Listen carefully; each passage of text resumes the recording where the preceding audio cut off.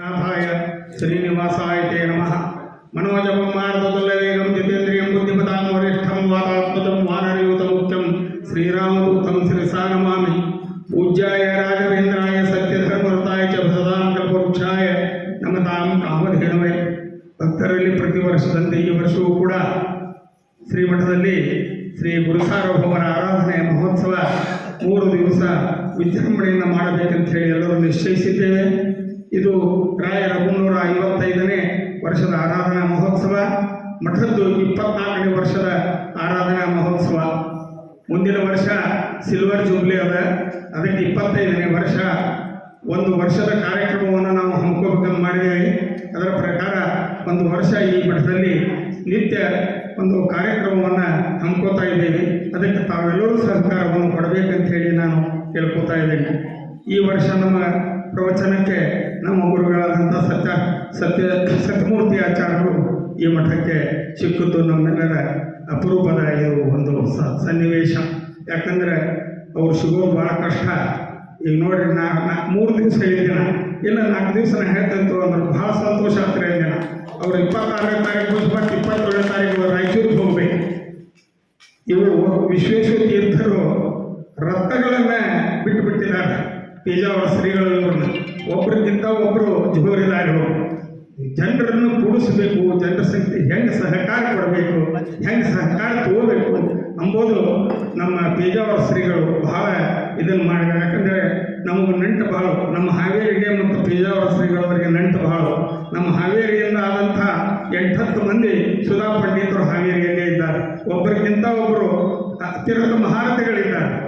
ಎಲ್ಲರೂ ಗೋಲ್ಡ್ ಮೆಡಲಿಸ್ಟಿದ್ದಾರೆ. ಅಂಥದ್ರಲ್ಲಿ ಇವರು ಒಬ್ಬರು ನಮ್ಮ ಸತ್ಯಮೂರ್ತಿ ಆಚಾರ್ಯ ಒಬ್ಬರು ಕೂಡ ಈ ಮಠಕ್ಕೆ ಬಂದದ್ದು ನಮ್ಮೆಲ್ಲರ ಸಂತೋಷ. ಅವರು ಎಲ್ಲರ ವತಿಯಿಂದ ಅವರನ್ನ ಆಭರಣದ ಸ್ವಾಗತಿಸಿ ಇವತ್ತಿನ ಕಾರ್ಯಕ್ರಮವನ್ನು ನಾವು ಶುರು ಮಾಡ್ತಾ ಇದ್ದೀವಿ.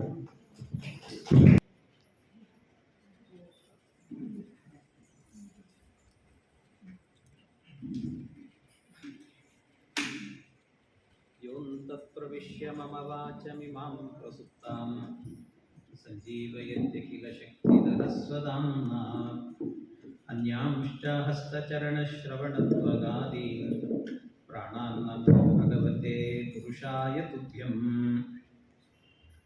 ಭವದವೋಷ್ಣೇನ ತಾತಪ್ಯಮಾನಾನ್ ಭುವಿ ಪರಂ ನಾಥಮಪ್ರೇಕ್ಷಮಾಣಾನ್ ಭುವನಮಾನ್ಯೇನ ಚ ಅನ್ಯೇನ ದೋಷ್ಣಾ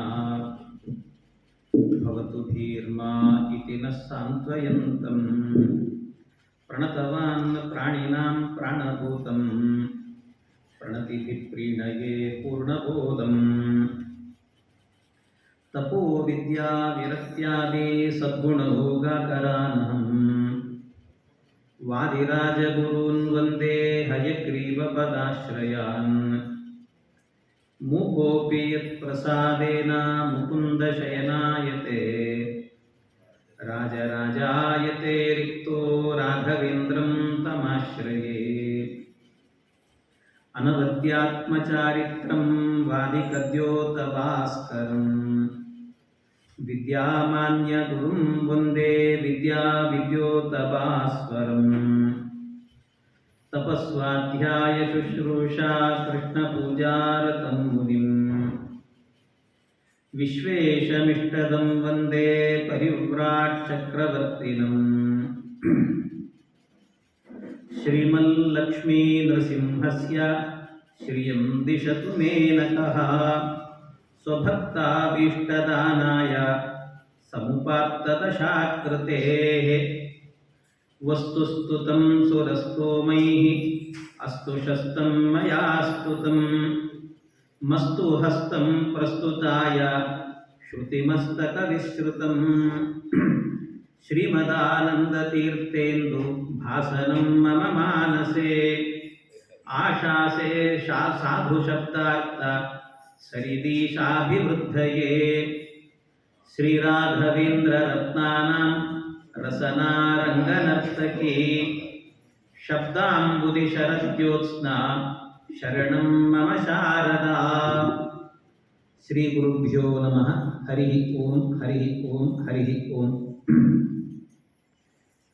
ಆರಂಭದಲ್ಲಿ ಹರಿವಾಯು ಗುರುಗಳನ್ನು ಭಕ್ತಿಪೂರ್ವಕವಾಗಿ ನಮಸ್ಕರಿಸಿ, ಇಂದಿನಿಂದ ಆರಂಭ ಆಗ್ತಾ ಇರುವ ರಾಘವೇಂದ್ರ ಸ್ವಾಮಿಗಳ ಆರಾಧನಾ ಮಹೋತ್ಸವದ ಅಂಗವಾಗಿ ರಾಘವೇಂದ್ರ ವಿಜಯ ಮಹಾಕಾವ್ಯದ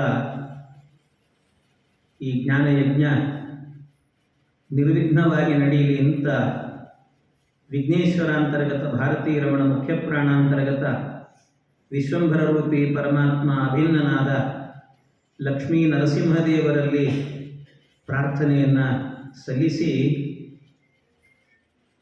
ಶ್ರೀ ರಾಘವೇಂದ್ರ ವಿಜಯ ಮಹಾಕಾವ್ಯದ ಅನುವಾದವನ್ನು ಆರಂಭ ಮಾಡ್ತಾ ಇದ್ದೇನೆ. ರಾಘವೇಂದ್ರ ಸ್ವಾಮಿಗಳ ಬಗ್ಗೆ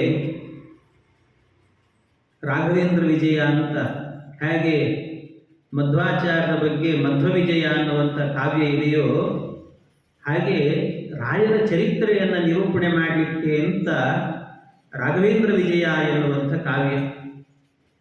ಈ ಕಾವ್ಯವನ್ನು ಬರೆದವರು ಯಾರು ಅಂದರೆ ರಾಘವೇಂದ್ರ ಸ್ವಾಮಿಗಳು ಮೊದಲು ವೆಂಕಟನಾಥರು ಅಂತವರಿಗೆ ಹೆಸರು. ಪೂರ್ವಾಶ್ರಮದಲ್ಲಿ ವೆಂಕಟನಾಥರಾಗಿದ್ದಾಗ ಅವರಿಗೆ ಒಬ್ಬ ಅಣ್ಣ ಒಬ್ಬ ಅಕ್ಕ ಇದ್ದರು. ಅದರಲ್ಲಿ ಅವರ ಅಕ್ಕನಿಗೆ ವೆಂಕಟಾಂಬ ಅಂತ ಹೆಸರು. ಆ ವೆಂಕಟಾಂಬ ಅನ್ನುವರು ಲಕ್ಷ್ಮೀ ನರಸಿಂಹಾಚಾರ್ಯ ಅನ್ನುವಂಥ ಒಬ್ಬ ಬ್ರಾಹ್ಮಣನನ್ನು ವಿವಾಹ ಮಾಡಿಕೊಂಡಿರ್ತಾರೆ. ಅವರಿಗೆ ಒಬ್ಬ ಮಗ ಹುಟ್ಟುತ್ತಾನೆ. ಆ ಮಗನಿಗೆ ನಾರಾಯಣಾಚಾರ್ಯ ಅಂತ ಹೆಸರು. ಆ ನಾರಾಯಣಾಚಾರ್ಯನೇ ರಾಘವೇಂದ್ರ ಸ್ವಾಮಿಗಳನ್ನು ಚಿಕ್ಕಂದಿನಿಂದಲೂ ಕೂಡ ಅವರನ್ನು ನೋಡಿಕೊಂಡು ಬೆಳೆದು ಅವರಲ್ಲಿ ಪಾಠಗಳನ್ನು ಕೇಳಿ ಅವರನ್ನು ಸೇವೆ ಮಾಡಿ ಬೆಳೆದವರು, ರಾಯರ ಬಗ್ಗೆ ಪರಿಪೂರ್ಣವಾದ ಮಾಹಿತಿ ಇದ್ದವರು. ಅವರು ಈ ರಾಘವೇಂದ್ರ ವಿಜಯ ಎನ್ನುವ ಕಾವ್ಯವನ್ನು ಬರೆಯುತ್ತಾರೆ. ರಾಯರನ್ನು ಪೂರ್ಣವಾಗಿ ನೋಡಿ ಏನೇನು ಅಂತನ್ನೋದನ್ನು ಬಹಳ ಸುಂದರವಾದಂಥ ಕಾವ್ಯ ರಾಘವೇಂದ್ರ ವಿಜಯ. ಈ ರಾಘವೇಂದ್ರ ವಿಜಯ ಕಾವ್ಯದಲ್ಲಿ ಅವರು ನಾರಾಯಣಾಚಾರ್ಯರು ಆ ನಾರಾಯಣಾಚಾರ್ಯರು ಬರೆಯುವಾಗ ಮೊದಲಿಗೆ ನಿರ್ವಿಘ್ನವಾಗಿ ಕಾವ್ಯ ಸಮಾಪ್ತಿ ಆಗಬೇಕು ಅಂತ ಲಕ್ಷ್ಮೀ ನರಸಿಂಹದೇವರ ಸ್ತೋತ್ರವನ್ನು ಮಾಡಿದ್ದಾರೆ. ಶ್ರೀಮಲ್ಲಕ್ಷ್ಮೀ ನರಸಿಂಹಸ್ಯ ಶ್ರಿಯಂ ದಿಶತು ಮೇನಕಃ. ಲಕ್ಷ್ಮೀ ನರಸಿಂಹದೇವರು ಅನ್ನೋಕ್ಕಿಂತ ಲಕ್ಷ್ಮೀ ನರಸಿಂಹದೇವರ ಉಗುರಿದೆ ಅನ್ನೋ ಕೂರುಗುರು, ಆ ಉಗುರನ್ನು ಸ್ಮರಣೆ ಮಾಡ್ತಾರೆ. ಆ ಉಗುರು ಎಂಥದ್ದು ಅಂದರೆ ಸ್ವಭಕ್ತಾಭೀಷ್ಟದಾನಾಯ ಸಮುಪಾತ್ತ ದಶಾಕೃತಿ ಅಂತಲೂ ಒಂದು. ಅಂದರೆ ಸ್ವಭಕ್ತಾಭೀಷ್ಟದಾನಾಯ, ತನ್ನ ಭಕ್ತರಿಗೆ ಕೇಳಿದ್ದನ್ನೆಲ್ಲ ಚೆನ್ನಾಗಿ ಕೊಡಬೇಕು ಅಂತ.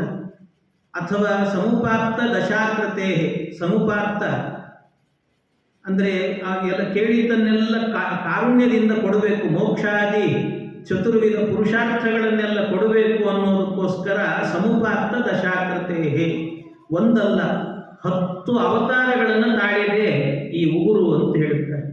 ಅಂದರೆ ಪರಮಾತ್ಮನ ಉಗುರಿಗೂ ಅವನಿಗೂ ಭೇದ ಇಲ್ಲ, ನೇಹನಾನಾಸ್ತಿ ಕಿಂಚನ ಅಂತ. ಹಾಗೆ ಅಂಥ ಉಗುರು ನಮ್ಮನ್ನು ಉದ್ಧಾರ ಮಾಡಲಿ. ಶ್ರಿಯಂ ದಿಶತು ಮೇನಕಃ, ಎಲ್ಲ ರೀತಿಯಾದಂಥ ಸಂಪತ್ತನ್ನು ನಮಗೆ ಕೊಡಲಿ. ಶ್ರಿಯಂ ಅಂದರೆ ಸಂಪತ್ತು. ಯಾವ ಸಂಪತ್ತು? ಬೌದ್ಧಿಕವಾದ ಸಂಪತ್ತು, ಜ್ಞಾನ ಸಂಪತ್ತನ್ನು ನಮ್ಮನ್ನು ಕೊಟ್ಟು ಉದ್ಧಾರ ಮಾಡಲಿ ಅಂತ ಆರಂಭದಲ್ಲಿ ಪ್ರಾರ್ಥನೆಯನ್ನು ಮಾಡಿ ಮುಂದೆ ಕೃಷ್ಣನನ್ನು ಸ್ತೋತ್ರ ಮಾಡ್ತಾರೆ.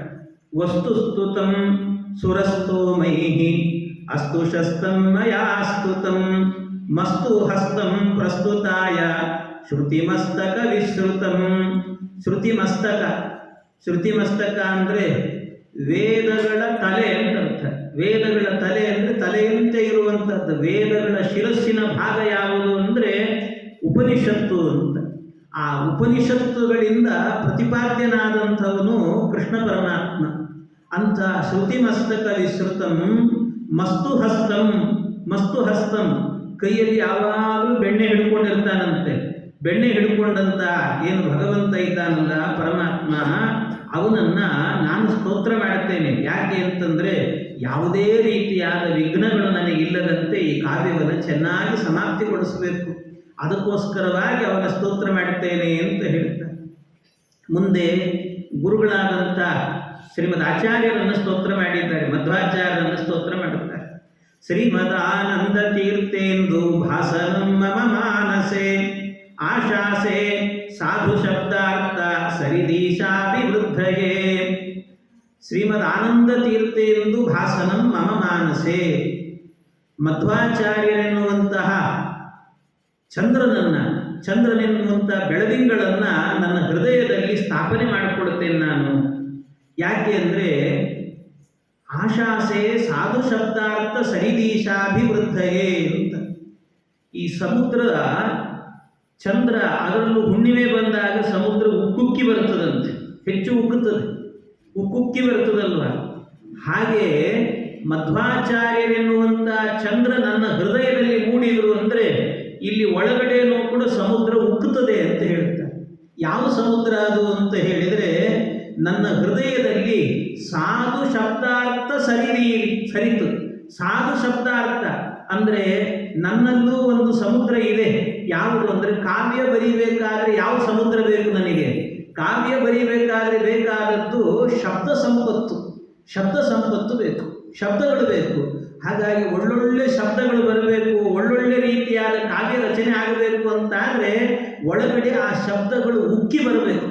ಕಾವ್ಯ ಅನ್ನೋದಿರ್ತದಲ್ಲ, ಕಾವ್ಯವನ್ನು ಸುಮ್ಮನೆ ಮನಸ್ಸಿಗೆ ಬಂದಂತೆ ಬರೆಯೋದು ಕಾವ್ಯ ಆಗೋದಿಲ್ಲ. ಕಾವ್ಯ ಆಗಬೇಕು ಅಂತಾದರೆ ಅದರ ಒಳಗೆ ರಸ ತುಂಬಬೇಕಂತೆ. ರಸ ತುಂಬಿದರೆ ಮಾತ್ರ ಕಾವ್ಯ ಆಗ್ತದೆ. ಇಲ್ಲ ಕೆಲವರು ಏನು ಮಾಡಿಬಿಡ್ತಾರೆ ಅಂದರೆ ಕಾವ್ಯ ಅಂತ ಅಂದ್ಕೊಂಡು ಬರೀ ಪ್ರಾಸ ಬರೀತಿರ್ತಾರೆ. ಪ್ರಾಸವೇ ಕೆಲವೊಮ್ಮೆ ತ್ರಾಸ ಆಗ್ತದೆ, ಅದು ಆಗಬಾರದು ಅಲ್ಲವೇ? ಹಾಗಾಗಿ ಪ್ರಾಸ ಇದ್ದ ಮಾತ್ರಕ್ಕೆ ಕಾವ್ಯ ಆಗ್ತದೆ ಅಂದರೆ ಕಂಡದ್ದೆಲ್ಲ ಕಾವ್ಯ ಆಗ್ತದೆ. ಯಾರೋ ಒಬ್ಬ ಹುಡುಗ ಇದ್ದಂತೆ, ಶಾಲೆಗೆ ಹೋಗ್ತಿದ್ದಂತೆ. ಶಾಲೆಗೆ ಹೋಗೋ ಹುಡುಗ, ಅವನು ಟೀಚರ್ ಹೇಳಿದ್ರಂತೆ ಅವನಿಗೆ ಒಂದು ಕಾವ್ಯ ಬರ್ಕೊಂಬರಬೇಕು ಅಂತಂದ್ರಂತೆ. ಒಂದು ಲೈನ್ ಎರಡು ಲೈನ್ ಕಾವ್ಯ ಬರೀ ಸಾಕು ಅಂತ ಎಲ್ರಿಗೂ ಹೇಳಿದ್ರಂತೆ. ಒಬ್ಬ ಹುಡುಗ ಹೋಗಿ ಮನೆಗೆ ಹೋಗಿ ಬರ್ಕೊಂಡು ಬಂದಂತೆ. ಬರ್ಕೊಂಡ್ಬಂದದ್ದೇನು ಅಂದರೆ ಪ್ರಾಸ ಇರಬೇಕು ಅಂತ ಬರ್ಬಿಡು. ಪ್ರಾಸ ಅದರಲ್ಲಿ ಏನು ಬರೆದಿದ್ದ ಅಂದರೆ ನಮ್ಮಮ್ಮನ ಹೆಸರು ಸರೋಜಾ ಬಾಯಿ, ನಮ್ಮಪ್ಪ ಅವಳು ಸಾಕಿದ ನಾಯಿ ಅಂತ. ಇದು ಕಾವ್ಯ ಆಗ್ತದೆ? ಬರೀ ಈ ಅಂತ ಬಂತು ಅಂದರೆ ಕಾವ್ಯ ಆಗ್ತದೆ? ಅದು ಹಂಗೆಲ್ಲ ಅನ್ನಬಾರ್ದು. ಕಾವ್ಯ ಅಂದರೆ ಅದರಲ್ಲಿ ರಸ ತುಂಬಬೇಕಂತೆ, ರಸ ಇರಬೇಕು. ರಸ ಇಲ್ಲದೆ ಇದ್ದರೆ ಅದು ಕಾವ್ಯ ಆಗೋದಿಲ್ಲ ಅಂತ ಹೇಳ್ತಾರೆ. ಹಾಗಾಗಿ ಕಾವ್ಯ ಅನ್ನುವಂಥದ್ದು ಆ ರೀತಿಯಲ್ಲಿ ಒಳ್ಳೊಳ್ಳೆ ಶಬ್ದಗಳು ಬಂತು ಅಂದರೆ ಒಳಗಡೆಯಲ್ಲಿ ಅದು ಕಾವ್ಯ ಆಗ್ತದೆ ಅಂತ ಹೇಳ್ತಾರೆ. ಅದಕ್ಕೋಸ್ಕರವಾಗಿ ಆಶಾಸೆಯೇ ಸಾಧು ಶಬ್ದಾರ್ಥ ಸರಿದೀಶಾಭಿವೃದ್ಧಯೇ. ನನ್ನ ಹೃದಯ ಸಮುದ್ರದಲ್ಲಿಯೂ ಕೂಡ ಶಬ್ದಗಳ ಸಮುದ್ರ ಇದೆ. ಅದರ ಅಲೆಗಳೆಲ್ಲ ಉಕ್ಕುಕ್ಕಿ ಬರಬೇಕು. ಯಾವಾಗ ಬರುತ್ತೆ? ಚಂದ್ರ ಚೆನ್ನಾಗಿ ಬೆಳದಿಂಗಳನ್ನು ಬಿಟ್ಟಾಗ ಅದೆಲ್ಲ ಉಕ್ಕುತ್ತದಲ್ಲ ಸಮುದ್ರ.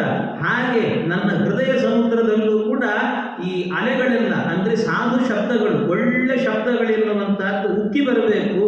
ಅದಕ್ಕೋಸ್ಕರ ಮಧ್ವಾಚಾರ್ಯರೆನ್ನುವಂಥ ಚಂದ್ರ ನನ್ನ ಹೃದಯಕ್ಕೆ ಬರಲಿ ಅಂತ ಪ್ರಾರ್ಥನೆ ಮಾಡುತ್ತಾರೆ. ಇದನ್ನು ಪ್ರಾರ್ಥನೆ ಮಾಡಿ ವಿಶೇಷ ಏನು ಅಂದರೆ ಸಾಮಾನ್ಯವಾಗಿ ಎಲ್ಲರೂ ಮರೀತಾರೆ.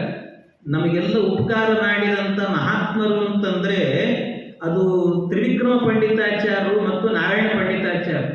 ಯಾವುದೇ ಕಾವ್ಯ ಬರೆಯುವಾಗಲೂ ಅವರು ಸ್ಮರಣೆ ಮಾಡೋದು ಬಹಳ ವಿರಳ.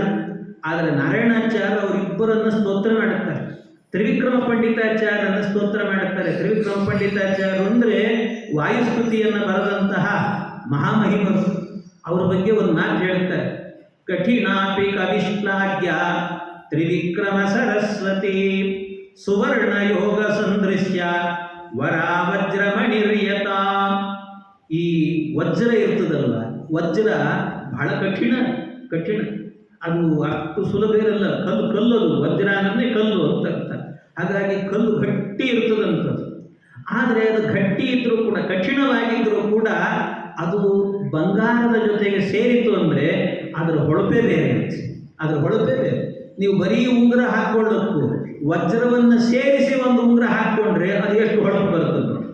ಕಿವಿಗೆ ಓಲೆ ಅಂತ ಹಾಕ್ಕೊಳ್ತಾರೆ, ಬರೀ ಓಲೆ ಹಾಕ್ಕೊಳ್ಳೋದಕ್ಕೂ ಆ ಓಲೆ ಒಳಗಡೆ, ಬೆಂಡೋಲೆ ಒಳಗಡೆ ಒಂದು ಏನಾದರೂ ಒಂದು ಹವಳ ಅಂತ ಅದರಲ್ಲಿ ಈ ವಜ್ರವನ್ನು ಹಾಕಿಬಿಟ್ರು ಅಂದರೆ ಆ ಕಡೆ ಈ ಕಡೆ ಹೆಣ್ಮಕ್ಳು ತಿರುಗಾಡಿದ್ರೆ ಸಾಕು, ಲೈಟಿನ ಒಂದು ಇದು ಬಂತು ಅಂದರೆ ಏನು ಹೊಳಿತಿರ್ತದೆ ಅಂತಿರೋದು. ಹಾಗಿರುತ್ತದೆ. ಆದ್ದರಿಂದಾಗಿ ಅದು ಫಳಫಳ ಅಂತ ಹೊಳಿಬೇಕು ಅಂದರೆ ಬಂಗಾರದ ಜೊತೆಗೆ ಸೇರಿದಾಗ ಅದು ಹೊಳಿತದಂತೆ. ಕಠಿಣ ಆದರೂ ಬಂಗಾರದ ಜೊತೆಗೆ ಸೇರಿಬಿಟ್ರೆ ನೋಡ್ಲಿಕ್ಕೆ ಚಂದ. ಹಾಗೆಯೇ ತ್ರಿವಿಕ್ರಮ ಪಂಡಿತಾಚಾರ್ಯರ ಮಾತಿದೆಯಲ್ವ, ಅವರ ಕಾವ್ಯ ಇದೆಯಲ್ವ, ಅದು ಹೇಗೆ ಅಂದರೆ ಕಠಿಣ ಅತಿ ಕವಿಶ್ಲಾಘ್ಯ. ಸ್ವಲ್ಪ ಕೇಳಲಿಕ್ಕೆ ಕಠಿಣ, ಆದರೆ ಅರ್ಥ ಆದರೆ ಮಾತ್ರ ಬಹಳ ಅದ್ಭುತ ಅಂತ ಹೇಳ್ತಾರೆ. ನೀವು ಕೇಳ್ತಾ ಇದ್ದರೆ ಈ ವಾಯುಸ್ತುತಿ ಎಲ್ಲ ಇದೆ ನೋಡಿ, ವಾಯುಸ್ತುತಿ. ಆ ವಾಯುಸ್ತುತಿ ಅರ್ಥ ಹೇಳಿ ಏನು ಹೇಳಲಿಕ್ಕೆ ಆಗ್ತದೆ? ಅರ್ಥವನ್ನೇ ಅರ್ಥ ಬಿಡ್ರಿ, ಶ್ಲೋಕ ಹೇಳೋದೇ ಕಠಿಣ ಇದೆ ಅದರದ್ದು ವಾಯುಸ್ತುತಿಯನ್ನು. ಇನ್ನೇನು ಅರ್ಥ ಹೇಳೋದು? ಆ ಶ್ಲೋಕಗಳು ಹೇಗಿದ್ದಾರೆ? ಉತ್ತಪ್ತಾತ್ಯುತ್ಕಟತ್ವಿ ಪ್ರಕಟ ಕಟ ಕಟಧ್ವಾನ ಸಂಘಟ್ಟ ನೋದ್ಯುದ್ಯುದ್ಯೋಡ ಸ್ಫುಲಿಂಗ ಪ್ರಕರ ವಿಕಿರಣೋತ್ಪಾದಿತೆ ಬಾಧಿತಾಂಗಾನ್. ಏನು ಹೇಳ್ತೀರ ಅರ್ಥವನ್ನು ಅಲ್ವಾ? ಆ ಪ್ರಕಟ ಕಟಕಟ ಏನು ಆ ಶಬ್ದಗಳು ಕೇಳಿದರೆ ಒಂದು ಸರ್ತಿ ಗಾಬರಿ ಆಗ್ತದೆ. ಅಂಥ ಶಬ್ದಗಳಿರುವಂಥದ್ದು ಅಷ್ಟು ಸುಲಭವಾಗಿ ಅರ್ಥ ಆಗೋದಿಲ್ಲ. ಕಠಿಣ ಅತಿ ಕವಿಶ್ಲಾಘ್ಯ. ಆದರೆ ಕಠಿಣ ಅರ್ಥ ಮಾಡಿಕೊಂಡ್ರೆ ಇಷ್ಟು ಸಂತೋಷ ಆಗ್ತದೆ ಅಂದರೆ ಬಹಳ ಅದ್ಭುತ. ತ್ರಿವಿಕ್ರಮ ಪಂಡಿತಾಚಾರ್ಯರು ಎಂಥ ಜ್ಞಾನಿಗಳು ಅಂದರೆ ಮಧ್ವವಿಜಯದಲ್ಲಿ ಒಂದು ಮಾತನ್ನು ಹೇಳ್ತಾರೆ ಅವ್ರ ಬಗ್ಗೆ. ಏನು ಅಂದರೆ ಕಲಭಾಷಣ ಏವ ಸೂರಿಪೋತಂ ಕವಿರಾಸೀದನವದ್ಯ ಪದ್ಯವಾದಿ. ಕಲಭಾಷಣ ಏವ, ಕಲಭಾಷಣ ಅಂದರೆ ಮಕ್ಕಳು ಸಣ್ಣವಿದ್ದಾಗ ತೊದಲು ಮಾತನ್ನಾಡ್ತಿರ್ತಾವಲ್ಲ, ತೊದಲು ನುಡಿ ಅಂತ ಹೇಳ್ತೀವಲ್ಲ, ಅಂಥ ವಯಸ್ಸಂತೆ ಅವರಿಗೆ 3 ವರ್ಷ ಇತ್ತಂತೆ. 3 ವರ್ಷ ತೊದಲಾಗಿ ಮಾತಾಡ್ತಿದ್ರಂತೆ. ಆ ತೊದಲು ನುಡಿಯನ್ನು ಮಾತನಾಡುವ ಕಾಲದಲ್ಲೇನೆ ಕಾವ್ಯ ಬರೀತಾ ಇದ್ರು ಇವರು ಅಂತ ಹೇಳ್ತಾರೆ. ಕಲಭಾಷಣ ಏವ ಸೂರಿಪೋತಂ ಕವಿರಾಸೀತ್ ಅಂತ ಹೇಳ್ತಾರೆ. ಅವರನ್ನು ಕವಿ ಆಗಿದ್ರು ಅಂತ. ಅವರ ಕವಿತೆ ಬಗ್ಗೆ ವ್ಯಾಖ್ಯಾನದಲ್ಲಿ ಒಂದು ಮಾತು ಹೇಳ್ತಾರೆ. ಅವರ ಕವಿತೆ ಹೇಗಿತ್ತು ಅನ್ನೋದಕ್ಕೆ ನೋಡ್ರಿ, ಒಂದು ನಿದರ್ಶನ ಹೇಳ್ತೇನೆ ನಿಮಗೆ. ಒಂದು ಕವಿತೆ ನಿದರ್ಶನ. ಒಂದು ಕಾವ್ಯ ಬರೆದ್ರಂತ, ಒಂದೇ ಒಂದು ಶ್ಲೋಕ. ಅವ್ರ ಮನೆಯಲ್ಲಿ ಎಲ್ಲ 10 ಜನ ಮಕ್ಕಳಿದ್ರು. ಅವರ ತಂದೆ ಹೆಸರು ಸುಬ್ರಹ್ಮಣ್ಯ ಪಂಡಿತರು ಅಂತ. 10 ಜನ ಮಕ್ಕಳವರಿಗೆ. 10 ಜನ ಮಕ್ಕಳಲ್ಲಿ ಇವರು ಸಣ್ಣವರು, ಬಹಳ ಸಣ್ಣವರು. ಇವರು ಮನೆಯಲ್ಲಿ ಒಬ್ಬರೇ ಇದ್ರಂತೆ ಪಾಪ. ಮನೆಗೆ ಒಬ್ಬ ಬೌದ್ಧ ಸನ್ಯಾಸಿ ಭಿಕ್ಷೆಗೆ ಅಂತ ಬಂದಂತೆ. ಹಿಂದೆಲ್ಲ ಮನೆಗಳಿಗೆಲ್ಲ ಭಿಕ್ಷಾಂದೇಹಿ ಅಂತ ಕೇಳ್ಕೊಂಡು ಬರ್ತಿದ್ರು. ಹಾಗೆ ಭಿಕ್ಷೆಗೆ ಅಂತ ಬಂದ್ರಂತೆ. ಈಗೆಲ್ಲ ಭಿಕ್ಷುಕರು ಸಿಗೋದು ಕಡಿಮೆ. ಯಾಕೆಂದರೆ ಅವರಿಗೆ ನೀವು ಮನೆಗೆ ಬಂದರೆ ವರ್ಕೌಟ್ ಆಗುವಷ್ಟು ಕೊಡೋದಿಲ್ಲ, ಬರೋದಿಲ್ಲ ಅವ್ರು ಯಾರೋ ಕೂಡ. ಹಾಗಾಗಿ ಅದರಿಂದಾಗಿ ಭಿಕ್ಷೆಗೆ ಆಗೆಲ್ಲ ಬರ್ತಿದ್ರು ಪಾಪ. ಬಂದವರು ಆ ಬೌದ್ಧ ಸನ್ಯಾಸಿಯೊಬ್ಬ ಭಿಕ್ಷಾಂದೇಹಿ ಅಂತ ನಿಂತುಕೊಂಡಂತೆ. ಪಾಪ ಮನೆಯಲ್ಲಿ ಕೊಡಲಿಕ್ಕೆ ಭಿಕ್ಷೆ ಕೊಡಲಿಕ್ಕೆ ಏನು ಇರಲಿಲ್ಲ ಇವ್ರ ಹತ್ರ. ಸಾಮಾನ್ಯ ಹಿಂದಿನ ಕಾಲದಲ್ಲಿ ಏನು ಮಾಡ್ತಾರೆ, ಮನೆಗೆ ಯಾರಾದರೂ ಭಿಕ್ಷೆಗೆ ಬಂದರು ಅಂತಾದರೆ ಮುಂದಕ್ಕೆ ಹೋಗಪ್ಪ ಅಂತ ಹೇಳ್ತಾರೆ. ಅವು ಕೆಲವರು ಸಮಾಧಾನದಲ್ಲಿ ಇದ್ದರು ಅಂತಾದರೆ ಇಲ್ಲ ಮುಂದಕ್ಕೆ ಹೋಗಪ್ಪ ಅಂತ ಹೇಳ್ತಾರೆ. ಏನೋ ಮನೆಯಲ್ಲಿ ಏನೋ ತಲೆ ಕೆಟ್ಟಿತ್ತು ಅಂದರೆ ಏನು ಗೊತ್ತಾಗಲ್ಲ, ಕಣ್ ಟೈಮಿಗೆ ಬಂದ್ಬಿಡೋದು ಅಂತ ಬೈದೇ ಕಳಿಸ್ತಾರೆ. ಅವ್ರು ಏನು ಸಮಸ್ಯೆಯಲ್ಲಿ ಇರ್ತಾರೆ ಅದನ್ನೆಲ್ಲ ಅವ್ರ ಮೇಲೆ ಹಾಕಿಬಿಡುತ್ತೆ. ಇಂಥದ್ದೆಲ್ಲ ಆಗ್ತಿರ್ತದೆ. ಆದರೆ ಇವರು ಏನು ಮಾಡಿದ್ರಂತೆ, ತ್ರಿವಿಕ್ರಮ ಪಂಡಿತಾಚಾರ್ಯರು ಅವರನ್ನು ಹೇಳಿ ನೀವು ಮುಂದಕ್ಕೆ ಹೋಗ್ರಿ ಅಂದರು ಪಾಪ. ಆದರೆ ಮುಂದಕ್ಕೆ ಹೋಗ್ರಿ ಅನ್ನೋದನ್ನು ಇಷ್ಟು ಚೆನ್ನಾಗಿ ಹೇಳಿದರು ಅಂದರೆ ಯಾರಿಗೂ ಹೇಳಲಿಕ್ಕೆ ಸಾಧ್ಯ ಇಲ್ಲ. ಅದನ್ನು ಅಷ್ಟು ಅದ್ಭುತವಾಗಿ ಹೇಳಿದರು, ಕಾವ್ಯ ರೂಪದಲ್ಲಿ ಹೇಳಿದ್ರಂಥದ್ದು. ಮುಂದಕ್ಕೆ ಹೋಗ್ರಿ ಅಂತ ಅಷ್ಟೇ ಹೇಳಿದ್ರು. ಆದರೆ ಎಷ್ಟು ಚೆನ್ನಾಗಿ ಹೇಳಿದರು ಅಂತಂದರೆ ಅದನ್ನು ಆ ಕೇಳಿದಂಥ ಸನ್ಯಾಸಿ ಸಂತೋಷ ಪಟ್ಬಿಟ್ನಂತ. ಅಷ್ಟು ಅದ್ಭುತವಾಗಿ ಹೇಳಿದರು. ಏನು ಹೇಳಿದರು ಅಂದರೆ ಏನು ಹೇಳಿದರು ಅಂತಲೂ ಅರ್ಥ ಆಗಲ್ಲ, ಅದನ್ನ ಹೇಳ್ತೀನಿ ಕೇಳಿ.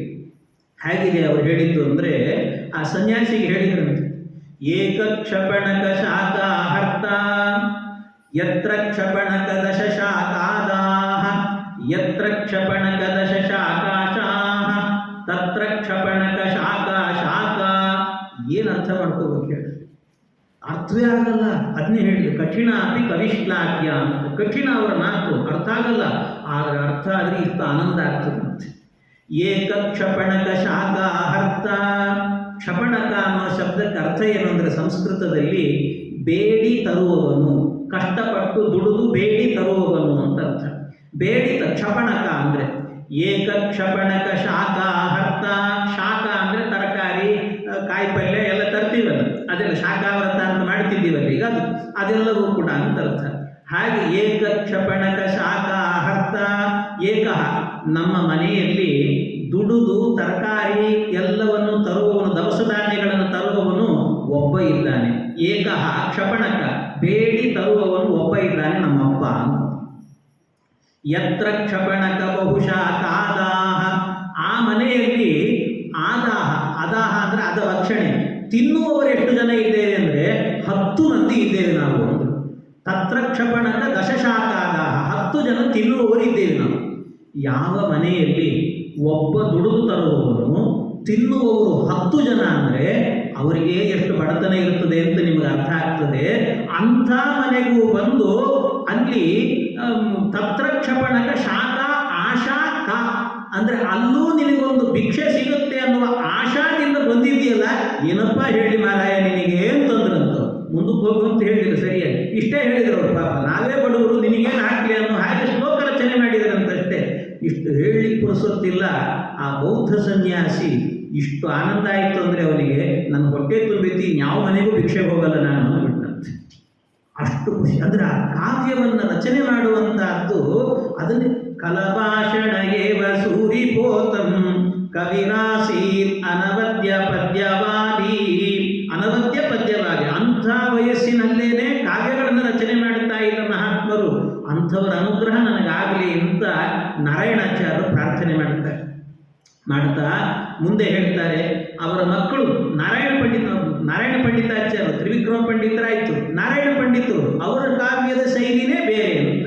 ಅವ್ರದ್ದು ಹೇಗಿದೆ ಅಂದರೆ, ವಾಣಿ ಪಾಣಿ ತಲಾಸಕ್ತ ವೀಣಾರವ ವಿಡಂಬಿನಿ ನಾನಾ ಪ್ರಬಂಧ ಚತುರ ಭಾತಿ ನಾರಾಯಣಾರ್ಯಗೀ. ಅವರದ್ದು ವಾಣಿ ಪಾಣಿ ತಲಾಸಕ್ತ. ಅವ್ರ ಕಾವ್ಯ ಕೇಳ್ತಾ ಇದ್ರೆ ಹೇಗಿರ್ತದೆ ಅಂದರೆ, ಸರಸ್ವತೀ ದೇವಿ ವೀಣೆಯನ್ನು ನುಡಿಸ್ತಾ ಇದ್ರೆ ಕೇಳ್ತಾ ಇರಬೇಕು ಅನಿಸ್ತದಲ್ಲ, ಹಾಗಿರ್ತದೆ ನೋಡ್ರಿ ಅವ್ರದ್ದು ಅಂತ ಹೇಳ್ತಾರೆ. ಅಷ್ಟು ಅದ್ಭುತವಾಗಿರುವಂತಹದ್ದು ಅಂತ. ಆ ಧ್ವನಿಯಿಂದ ಸೇರಿಕೊಂಡು ಬರೀ ಹಾಡು ಹೇಳಿದ್ರೆ ಅಷ್ಟು ಚೆನ್ನಾಗಿರಲ್ಲ, ಆ ವೀಣಾವಾದನದ ಜೊತೆಗೆ ಹಾಡು ಹೇಳಿದಾಗ ಕೇಳಲಿಕ್ಕೇನೋ ಒಂದು ಇಂಪಿರ್ತದೆ. ಆ ರೀತಿ ಇಂಪಿಂಪಾದಂತಹ ಕಾವ್ಯ ಇವರದ್ದು ಅಂತ. ಇದರ ಜೊತೆಗೆ ವ್ಯಾಸರಾಜರ ಸ್ತೋತ್ರವನ್ನು ಮಾಡುತ್ತಾರೆ. ವ್ಯಾಸರಾಜರನ್ನ ವೃಂದಾರವನ ಮಂದಾರ ಮಕರಂದ ಸಹೋದರಿ ವಿಶ್ರುತ ವಿಜಯಂ ದದ್ಯಾತ್ ವ್ಯಾಸತೀರ್ಥಾರ್ಯ ಭಾರತಿ. ವ್ಯಾಸತೀರ್ಥರು ಎನ್ನುವಂತಹ ಅವರ ಮಾತೇನಿದೆ ಅಲ್ವಾ, ಅವರ ಮಾತು ನನ್ನನ್ನು ಉದ್ಧಾರ ಮಾಡಲಿ ಅಂತ ಹೇಳ್ತಾರೆ. ಹಾಗೆ ಅಂದರೆ ವೃಂದಾರ ವನ ಮಂದಾರ. ವೃಂದಾರ ಅಂತ ಹೇಳಿದರೆ ದೇವತೆಗಳು ಅಂತ ಅರ್ಥ. ವನ ಅಂದರೆ ದೇವತೆಗಳ ವನ, ಅದಕ್ಕೆ ನಂದನವನ ಅಂತ ಹೆಸರು. ಅಂತ ಅಲ್ಲಿ ಮಂದಾರ ಅನ್ನುವಂಥ ಒಂದು ವೃಕ್ಷ ಇದೆ ಅಂತ. ದೇವತೆಗಳ ವನದಲ್ಲಿ ಮಂದಾರ ವೃಕ್ಷ.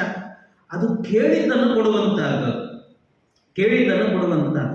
ಅಂತಹ ಮಕರಂದ, ಆ ಮಂದಾರ ವೃಕ್ಷದಲ್ಲಿರುವಂಥ ಏನು ಮಕರಂದ ಇದೆ ಅಲ್ವ, ಜೇನಿದೆ ಅಲ್ವಾ, ಅಂಥದ್ದರ ಜೊತೆಗೆ ಸಹೋದರಿ ಆ ಒಡ ಹುಟ್ಟಿದವಳು ಅಂತ ಅರ್ಥ.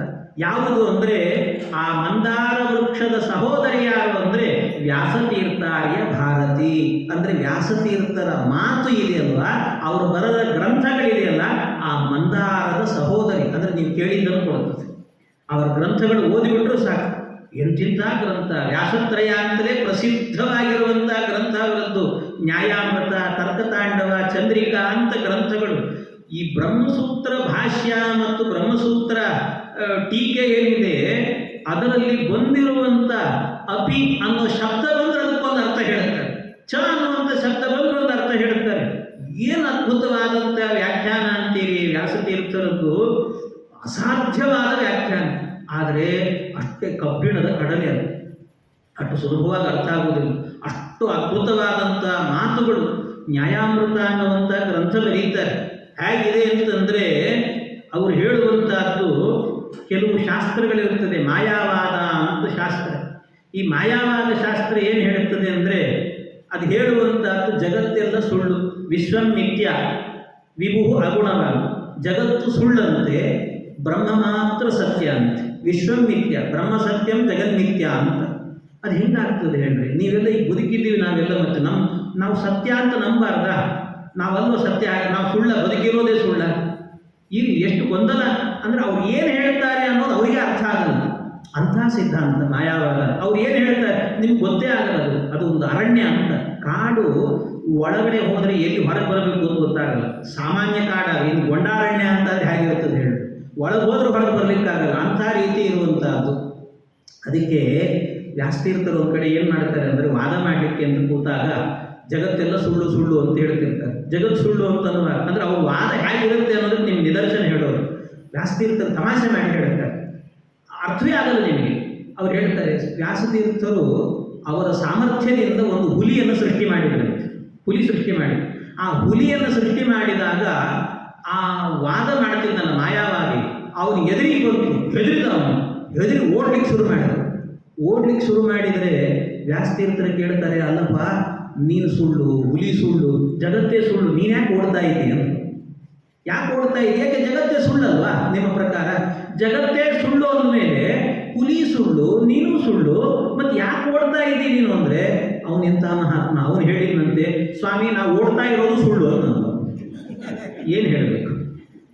ಹಿಂಗೆ ಹೇಳಲ್ಲ ಅಂದರೆ ಅವ್ರು ಏನು ವಾದ ಮಾಡ್ತಾರೆ ಅನ್ನೋ ಅವರಿಗೆ ಗೊತ್ತಿಲ್ಲ. ಆ ರೀತಿ ಅದಕ್ಕೆ ಹೇಳಿದ್ದು ಗೊಡ್ಡಾರಣ್ಯ ಇದು ಅಂತ, ಅಷ್ಟು ಸುಲಭವಾಗಿ ಅರ್ಥ ಆಗೋದಿಲ್ಲ ಏನಂತ. ಆ ರೀತಿ ಅಂಥದ್ದನ್ನು ಖಂಡನೆ ಮಾಡಿದಂಥ ಮಹಾತ್ಮರು ಅಂತಂದರೆ ವ್ಯಾಸತೀರ್ಥಾರ್ಯ ಭಾರತಿ. ವ್ಯಾಸತೀರ್ಥರ ಮಾತುಗಳು ಅದನ್ನೆಲ್ಲ ಖಂಡನೆ ಮಾಡಿವೆ ಅಂತ ಹೇಳ್ತಾರೆ. ಹೀಗೆ ಇಂಥ ಮಹಾತ್ಮರು. ಇದಾದ ಮೇಲೆ ಮತ್ತೊಬ್ಬರು ನಮ್ಮ ಗುರುಗಳಿದ್ದಾರೆ ಅಂತ ಅವರನ್ನು ವರ್ಣನೆ ಮಾಡುತ್ತಾರೆ. ಯಾರು ಅಂದರೆ ವಿಜಯೀಂದ್ರ ತೀರ್ಥರು ಅಂತ. ವಿಜಯೀಂದ್ರ ತೀರ್ಥರು ಅವರನ್ನು ರಾಯರ ಸ್ತೋತ್ರದಲ್ಲೂ ಸೇರಿಸ್ಕೊಳ್ತಾರೆ. ವಿಜಯೀಂದ್ರ ಕರಾಬ್ಜೋತ್ತ ಸುಧೀಂದ್ರ ವರಪುತ್ರಕಃ ಅಂತ ಹೇಳ್ತಾರೆ. ಅವರು ಚತುಷ್ಷಷ್ಟಿ ಕಲಾ ವಿದ್ಯಾ ಜುಷೇ ವಿದ್ವನ್ ಮಹೋಮುಷೇ ಜಯೀಂದ್ರ ಜ್ಯೋತಿಷೇ ಕುರಿಯಾಂ ವಂದನಾನಿ ಯಶೋಜುಷೇ. ಇವ್ರ ಬಗ್ಗೆ ಎಷ್ಟು ಹೇಳಿದರೂ ಸಾಕಾಗಲ್ಲ. ವಿಜಯೇಂದ್ರ ಸ್ವಾಮಿಗಳ ಬಗ್ಗೆ ಮಹಾಮಹಿಮರು. ಚತುಷ್ಷಷ್ಟಿ ಕಲಾವಿದ್ಯಾ ಅಂತ 64 ವಿದ್ಯೆಗಳನ್ನು ಬಲ್ಲಂಥ ಮಹಾತ್ಮರು ವಿಜಯೇಂದ್ರ ಸ್ವಾಮಿಗಳು ಅಂತ ಹೇಳ್ತಾರೆ. ಅಷ್ಟು ವಿದ್ಯೆಗಳನ್ನು ಬಲ್ಲವರು. ಅವರ ವಿದ್ಯೆ ಹೇಗಿತ್ತು ಅನ್ನೋದಕ್ಕೆ 2 ನಿದರ್ಶನ ಹೇಳುತ್ತೇವೆ. ರಾಯರ ಮಠದ ಪರಂಪರೆಯಲ್ಲಿ ವಿಜಯೇಂದ್ರ ಸ್ವಾಮಿಗಳ ಹೆಸರು ಬಂದರೆ ಸಾಕು, ಅವರ ಮಹಿಮೆ ಹೇಳದೆ ಮುಂದೆ ಹೋಗಬಾರದು ಅಂತ ಒಂದು ಸಂಪ್ರದಾಯ. ಹಾಗೆ ಆ ರೀತಿಯಲ್ಲಿ ವಿಜಯೇಂದ್ರ ಸ್ವಾಮಿಗಳ ಮಹಿಮೆ ಎಂಥದ್ದು ಅಂದರೆ, ಒಂದು ಅವರ ಸ್ನೇಹಿತರೊಬ್ಬರು ದೊಡ್ಡ ಪಂಡಿತರು ಅಪ್ಪಯ್ಯ ದೀಕ್ಷಿತರು ಅಂತ, ಅದ್ವೈತ ಪಂಡಿತರು. ಅವಾಗೆಲ್ಲ ಬಹಳ ಸಖ್ಯ. ಅಂದರೆ ವಾದ ಬಂದಾಗ ತತ್ವದ ವಿಷಯದಲ್ಲಿ ಮಾತ್ರ ಭಿನ್ನಾಭಿಪ್ರಾಯ, ವ್ಯಕ್ತಿಗತವಾಗಿ ಯಾರಿಗೂ ಕೂಡ ಭಿನ್ನಾಭಿಪ್ರಾಯಗಳಿರಲಿಲ್ಲ. ಹಾಗಿದ್ದಂಥ ಒಂದು ಕಾಲ. ವಿಜಯೇಂದ್ರ ಸ್ವಾಮಿಗಳಿಗೂ ಅವ್ರಿಗೂ ಭಾರಿ ಸಖ್ಯ. ಎಷ್ಟರ ಮಟ್ಟಿಗೆ ಅಂದರೆ, ವಿಜಯೇಂದ್ರ ಸ್ವಾಮಿಗಳು ಪ್ರತಿನಿತ್ಯವೂ ಕೂಡ ರಾಮದೇವರ ಪೂಜೆಯನ್ನು ಮಾಡ್ತಾ ಇದ್ರು ಅಂತಾದರೆ ಸರಿಯಾಗಿ ನೈವೇದ್ಯದ ಕಾಲಕ್ಕೆ ಅಪ್ಪಯ್ಯ ದೀಕ್ಷಿತರು ಬಂದ್ಬಿಡ್ತಿದ್ರಂತೆ. ಯಾಕೆ ಅಂದರೆ ಊಟಕ್ಕೆ ವ್ಯವಸ್ಥೆ ಇರುತ್ತದೆ ಅಂತ ಬಂದ್ಬಿಟ್ಟು. ಪಂಡಿತರು ಏನೋ ಬರ್ತಿದ್ರು. ಮಠ ಅಂತ ಇರೋದು ಯಾಕೆ ಗೊತ್ತಾ? ಪಂಡಿತರು ಬಂದರೆ ಊಟಕ್ಕೆ ಹಾಕಲಿಕ್ಕೆ ಅಂತಲೇ ಇರೋದಂತೆ. ಅದು ಇರೋದೇ ಹಾಗೆ, ಮತ್ತೆ ಏನು ಬಿಸ್ನೆಸ್ ಮಾಡಲಿಕ್ಕೆ ಇರುವಂಥದ್ದಲ್ಲ. ಮಠ ಛಾತ್ರಾದಿ ನಿಲಯ ಅಂತ ಹೇಳ್ತಾರೆ. ಮಠ ಶಬ್ದಕ್ಕೆ ಅರ್ಥ ಏನು ಸಂಸ್ಕೃತದಲ್ಲಿ ಅಂದರೆ ಛಾತ್ರಾದಿ ನಿಲಯ. ಅನೇಕ ಸಂಸ್ಕೃತ ಅಧ್ಯಯನ ಮಾಡುವಂತಹ ಮಕ್ಕಳು ಓಡಾಡಿಕೊಂಡಿದ್ರು ಅಂದರೆ ಅದನ್ನು ಮಠ ಅಂತ ಕರೆಯೋದು. ಇವತ್ತು ವೃಂದಾವನ ಇದ್ದರೆ ಮಠ ಅಂತ ಹೇಳ್ತೀವಿ ನಾವು, ಅಷ್ಟೇ ನಿಜವಾದ ಅರ್ಥ. ಹಾಗೆ ಆ ಅರ್ಥದಲ್ಲಿ ಅವರ ಮಠಕ್ಕೆ ಬರೋರಂತೆ ಕುಂಭಕೋಣದಲ್ಲಿ ಅಪ್ಪಯ್ಯ ದೀಕ್ಷಿತರು. ಅವತ್ತೇನು ಮಾಡಿದ್ರು ಅಂದರೆ, ಈ ವಿಜಯೇಂದ್ರ ಸ್ವಾಮಿಗಳಿಗೆ ಒಂದು ಪ್ರತಿನಿತ್ಯವೂ ಕೂಡ ರಾಮದೇವರಿಗೆ ನೈವೇದ್ಯ ಆಗಬೇಕಾದ್ರೆ ಒಂದು ಮಾತು ಹೇಳ್ತಿದ್ರಂತೆ. ಅಡಿಗೆ ಮಾಡ್ತಿದ್ನಲ್ಲ, ಅಡಿಗೆ ಭಟ್ಟರನ್ನು ಕರಿತಿದ್ರಂತೆ. ಕರೆದು ಹೇಳೋರಂತೆ ಅಡಿಗೆ ಮಾಡೋರಿಗೆ, ಸಾರು ಮಾಡಿದೆಯಲ್ಲ, ಸಾರು ಮಾಡುವಾಗ ಬರೀ ಸಾರನ್ನು ಕುದಿಸಿಟ್ಟು ಬಿಡಬೇಡ, ಅದಕ್ಕೊಂದು ಸ್ವಲ್ಪ ಕೊತ್ತಂಬರಿ ಸೊಪ್ಪು, ಕರಿಬೇವು ಇದೆಲ್ಲ ಹಾಕಿದ್ರೆ ರುಚಿ ಬರ್ತದಲ್ಲ ಸಾರು, ಅದಕ್ಕೆ ಕೊನೆಗೆ ಒಂದು ಸ್ವಲ್ಪ ಕೊತ್ತಂಬರಿ ಸೊಪ್ಪನ್ನು ಹಾಕು ಅಂತ ಹೇಳ್ತಿದ್ರಂತೆ. ಕೊತ್ತಂಬರಿ ಹಾಕಿ ಚೆನ್ನಾಗಿ ರುಚಿ ಬಿಡ್ತದದು ಅಂತ. ಅದಕ್ಕೆ ಆಯಿತು ಅಂತ ಅಡಿಗೆ ಹೋಗಿ ಹಾಕ್ತಿದ್ದಂತೆ. ಇದು ಪ್ರತಿನಿತ್ಯ ನೋಡ್ತಿದ್ರು ಅಪ್ಪಯ್ಯ ದೀಕ್ಷಿತರು. ಈ ಸಾರಿಗೆ ಕೊತ್ತಂಬರಿ ಸೊಪ್ಪು ಹಾಕು ಅಂತ ಇವ್ರು ಹೇಳೋದು, ಅವ್ರು ಹೋಗಿ ಹಾಕೋದು, ಅದನ್ನು ನೈವೇದ್ಯಕ್ಕೆ ಇಡೋದು. ಇದನ್ನೆಲ್ಲ ನೋಡಿ ಅಪ್ಪಯ್ಯ ದೀಕ್ಷಿತರು ಮೊದಲೇ ಪ್ರಿಪ್ರೇಷನ್ ಮಾಡಿಕೊಂಡೇ ಬಂದಿದ್ರು. ಏನು ಹೇಳಿದರು ಅಂದರೆ, ಸ್ವಾಮಿ ಇವತ್ತು ನನಗೂ ನಿಮಗೂ ಒಂದು ವಾದ ನಡೀಬೇಕು. ಏನದು ಅಂದರೆ ಒಂದು ಸ್ಪರ್ಧೆ. ಏನು ಸ್ಪರ್ಧೆ ಅಂದರೆ ಸಂಸ್ಕೃತ ಅಸಂಸ್ಕೃತ. ಸಂಸ್ಕೃತ ಅಸಂಸ್ಕೃತ ಭಾಷೆಯಲ್ಲಿ ನಾನೊಂದು ಕಾವ್ಯ ಬರೀತೀನಿ, 2 ಪಾದವನ್ನು ನಾನು ಹೇಳ್ತೇನೆ, ನೀವು ಅದೇ ರೀತಿಯಲ್ಲಿ 2 ಪಾದವನ್ನು ನೀವು ಹೇಳಬೇಕು ಅಂತ. 2 ಪಾದ ಅಂದರೆ ಪೂಜ್ಯಾಯ ರಾಘವೇಂದ್ರಾಯ ಇದು 1 ಪಾದ, ಸತ್ಯಧರ್ಮ ರಥಾಯ ಚ 2 ಪಾದ. ಹಾಗೆ ಈ 2 ಪಾದವನ್ನು ಒಬ್ಬರು ಹೇಳಬೇಕು, 2 ಪಾದವನ್ನು ಇನ್ನೊಬ್ಬರು ಹೇಳಬೇಕು, ನೀವು ಹೇಳಬೇಕು. ನಾನೊಂದು ಕಾವ್ಯ ರಚನೆ ಮಾಡ್ತೀನಿ, ಮಾಡಿ. ಇವರು ಪ್ರಿಪೇರ್ ಆಗೇ ಬಂದಿದ್ರು ಪಾಪ. ಅವ್ರು ಹೇಳಿದ್ರಂತೆ, ಅಂದರೆ ಸ್ವಲ್ಪ ಅವರು ಶೈವರು, ಅಂದರೆ ರುದ್ರದೇವರನ್ನು ಹೆಚ್ಚು ಆರಾಧನೆ ಮಾಡೋರು. ಅದಕ್ಕೆ ಸ್ವಲ್ಪ ಹರಿಯ ಮೇಲೆ ಸ್ವಲ್ಪ ಅವರಿಗೆ ಕಟಾಕ್ಷ. ಅದಕ್ಕೆ ಹೇಳಿದ್ರಂತೆ ಏನು ಅಂದರೆ, ಸ್ವಾಮಿ ಒಂದೇನು ಗೊತ್ತಾ, ನಿಮ್ಮ ರಾಮದೇವರು ಇದ್ದಾರಲ್ಲ, ಒಂದಲ್ಲ ಎರಡಲ್ಲ 10 ಅವತಾರ ತಾಳಿದ್ದಾರೆ, ದಶಾವತಾರ ಅಂತ ಹೇಳ್ತಾರೆ ರಾಮದೇವರು. ಯಾಕೆ ದಶಾವತಾರ ತಗೊಂಡಿದ್ದಾನೆ ಗೊತ್ತಾ ಅಂದ್ರಂತ. ಯಾಕೆ ಅಂದರೆ ಅವ್ರು ಹೇಳಿದ್ರಂತೆ, 2 ಪಾದ ಹೇಳಿದ್ರಂತೆ. ಏನು? ಕೊತ್ತು ಮಲ್ಲಿ ರಸಂ ಪಾತುಂ ಪತ್ತು ರೂಪಂ ದದೌ ಹರಿಹಿ ಅವ್ರು ಹೇಳಿದರು. ಅಂದ್ರೆ ಅರ್ಥ ಏನು ಅಂದರೆ, ಅವರು ಸ್ವಲ್ಪ ತಮಿಳ್ನಾಡಿನವರು, ಕುಂಭಕೋಣ ಅದೆಲ್ಲ ತಮಿಳ್ನಾಡು. ಕೊತ್ತು ಮಲ್ಲಿ, ಈ ಕೊತ್ತಂಬರಿ ಸೊಪ್ಪಿಗೆ ಕೊತ್ತು ಮಲ್ಲಿ ಅಂತಾರೆ. ಕೊತ್ತು ಮಲ್ಲಿ ರಸಂ ಪಾತುಂ, ರಸ ಅಂದರೆ ಸಾರು ಅಂತ ಅರ್ಥ. ಕೊತ್ತು ಮಲ್ಲಿ ರಸಂ ಪಾತುಂ, ನೀವು ನಿತ್ಯ ಸಾರಿ ಏನು ಮಾಡ್ತೀರಿ ಅಂದರೆ, ಈ ಕೊತ್ತಂಬರಿ ಸೊಪ್ಪು ಹಾಕಿಸ್ತೀರಲ್ಲ ನೀವು, ಒಳ್ಳೆ ರುಚಿ ಬರ್ತದದು, ಒಳ್ಳೆ ರುಚಿ. ಅದಕ್ಕೋಸ್ಕರವಾಗಿ ಆ ರುಚಿ ಬರೋದ್ರಿಂದಾಗಿ ಈ ನಿಮ್ಮ ರಾಮದೇವರಿದ್ದಾರಲ್ಲ, ಬರೀ ಈ ಸಾರನ್ನ ಒಂದೇ ಅವತಾರದಲ್ಲಿ ಕುಡಿದ್ರೆ ಚೆನ್ನಾಗಿರಲ್ಲ, ಅದಕ್ಕೆ 10 ಅವತಾರ ಇದ್ರೆ ಚೆನ್ನಾಗಿರ್ತದೆ ಅಂತ 10 ಅವತಾರ ತಗೊಂಡು ನೋಡ್ರಿ ಅಂತ ಹೇಳೋರು. ಹಿಂಗೊಂದು ತಮಾಷೆ ಮಾಡಿದ್ದಾರೆ, ಸುಮ್ಮನೆ ಚಮತ್ಕಾರ ಅಷ್ಟೇ. ಅದಕ್ಕೆ ಇವರು ವಿಜೇಂದ್ರ ಸ್ವಾಮಿಗಳು ಪ್ರಿಪ್ರೇಷನ್ ಇಲ್ಲ, ಪಾಪ ಪ್ರಿಪ್ರೇಷನ್ ಇಲ್ಲ, ಮೊದಲೇನು ಪ್ರಿಪೇರ್ ಮಾಡ್ಕೊಂಡಿರಲಿಲ್ಲ. ಇವರು ಹೇಳಿ ಪುರುಸೊತ್ತಿಲ್ಲ, ಅವ್ರು ಹೇಳಿ ಮುಗಿಸೋಷ್ಟೊತ್ತಿಗೆ ಚಕ್ ಅಂತ ಹೇಳಿದ್ರಂತೆ. ಹೌದಪ್ಪ ಸರಿ ಇಲ್ಲ ಅಂತ ಹೇಳಿಲ್ಲ, ಆದರೆ ನಿಮಗೂ ಹೇಳ್ತೀನಿ ಕೇಳ್ರಿ. ಏನು? ನೆತ್ತಿ ನೇತ್ರೋಪಿ ತಂಪಿತ್ವ ಪಿತ್ತ ಮೇರಿನ ನರ್ತ ಅಂದ್ಬಿಟ್ರಂತೆ. ಅಂದರೆ ಅವ್ರು ನೋಡಿ, ಸಂಸ್ಕೃತ ಅಸಂಸ್ಕೃತ ಎರಡೂ ಹೇಳಿದ್ರು, ಅದರಲ್ಲಿ ಎಲ್ಲ ಶಬ್ದ ಇತ್ತು. ಇವ್ರು ಹೇಳಿದ್ರು ನೆತ್ತಿ ನೇತ್ರೋಪಿ ತಂಪಿತ್ವ. ನೆತ್ತಿ ನೇತ್ರ, ನೆತ್ತಿ ಅಂದರೆ ಹಣೆ ಅಂತ ಅರ್ಥ, ಹಣೆಯಲ್ಲಿ ನೇತ್ರ ಕಣ್ಣಿರುವವನು ಅಂತ. ಅಂದರೆ ಯಾರು? ರುದ್ರದೇವರು ಅಂತ ಅರ್ಥ. ರುದ್ರದೇವರು ರಾಮದೇವರು ಭಕ್ತರವರು, ರಾಮದೇವರು ಭಕ್ತರು, ಶ್ರೀರಾಮ ರಾಮ ರಾಮೇತಿ ಅಂತ ಅವರೇ ಹೇಳೋರು. ಹಾಗಾಗಿ ನೆತ್ತಿ ನೇತ್ರೋಪಿ ತಂಪಿತ್ವ, ರಾಮದೇವರ ಪ್ರಸಾದ ಇದು ಅಂತ ನಮ್ಮ ಸಾರನ್ನು ಕುಡಿದ್ರು ಅವರಿಗೆ ಪಿತ್ತ ನೆತ್ತಿಗೆ ಇರುತ್ತು, ಸಾಯಂಕಾಲ ಕುಡಿಲಿಕ್ಕೆ ಶುರು ಮಾಡಿದರು ಅಂತ. ನರ್ತನೆ ಮಾಡಿದ್ದು ಯಾಕೆ ಅನ್ನೋದು ಹೀಗೆ ಹೇಳಿದರು ಅಂತವ್ರು. ನೆತ್ತಿ ನೇತ್ರೋಪಿ ತಂಪಿತ್ವ ಪಿತ್ತ ಮೇರಿನ ನರ್ತ. ಅಂದರೆ ಕಾವ್ಯಗಳನ್ನು ರಚನೆ ಮಾಡೋದರಲ್ಲಿ ಇಂಥ ಸಾಮರ್ಥ್ಯ ವಿಜೇಂದ್ರ ಸ್ವಾಮಿಗಳದ್ದು ಅಂತ. ಇದು ಒಂದಾಯಿತು ಕಾವ್ಯವನ್ನು ರಚನೆ, ಕವಿತಾ ಶಕ್ತಿ. ಇದಲ್ಲದೇನೆ ಬೇರೆ ಗ್ರಂಥಗಳಂತೂ ಬರದೇ ಇದ್ದಾರೆ ಗೊತ್ತಾಗ್ತದೆ.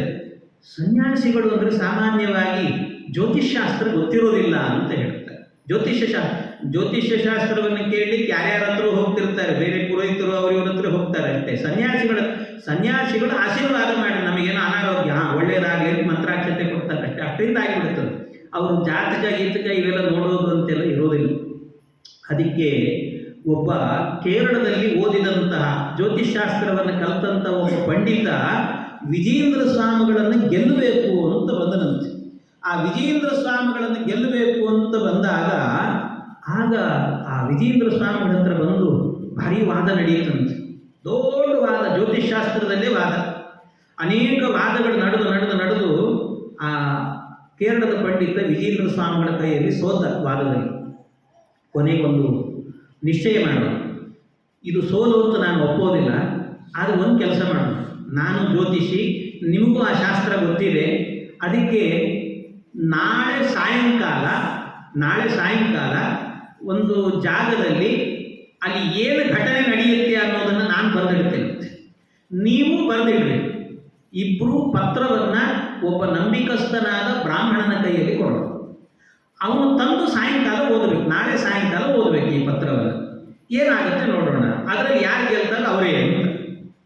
ಸರಿ ಆಯಿತು ಅಂದ್ಕೊಂಡು ಪತ್ರ ಬರೆದ್ರಂತೆ. ವಿಜೇಂದ್ರ ಸ್ವಾಮಿಗಳು ಒಂದು ಪತ್ರ ಬರೆದ್ರು, ಆ ಪಂಡಿತನು ಒಂದು ಪತ್ರ ಬರೆದು ಇಬ್ಬರೂ ಕೂಡ ಪತ್ರವನ್ನು ಒಬ್ಬ ನಂಬಿಕಸ್ಥ ಬ್ರಾಹ್ಮಣನ ಕೈಯಲ್ಲಿ ಕೊಟ್ಟು ಇದನ್ನು ನಾಳೆ ಸಾಯಂಕಾಲ ತನಕ ನೀನು ಎಲ್ಲೂ ಓಡಾಡಬಾರ್ದು, ನೀನೂ ತೆಗಿಬಾರ್ದು, ನಾಳೆ ಬಂದು ಓದಬೇಕು.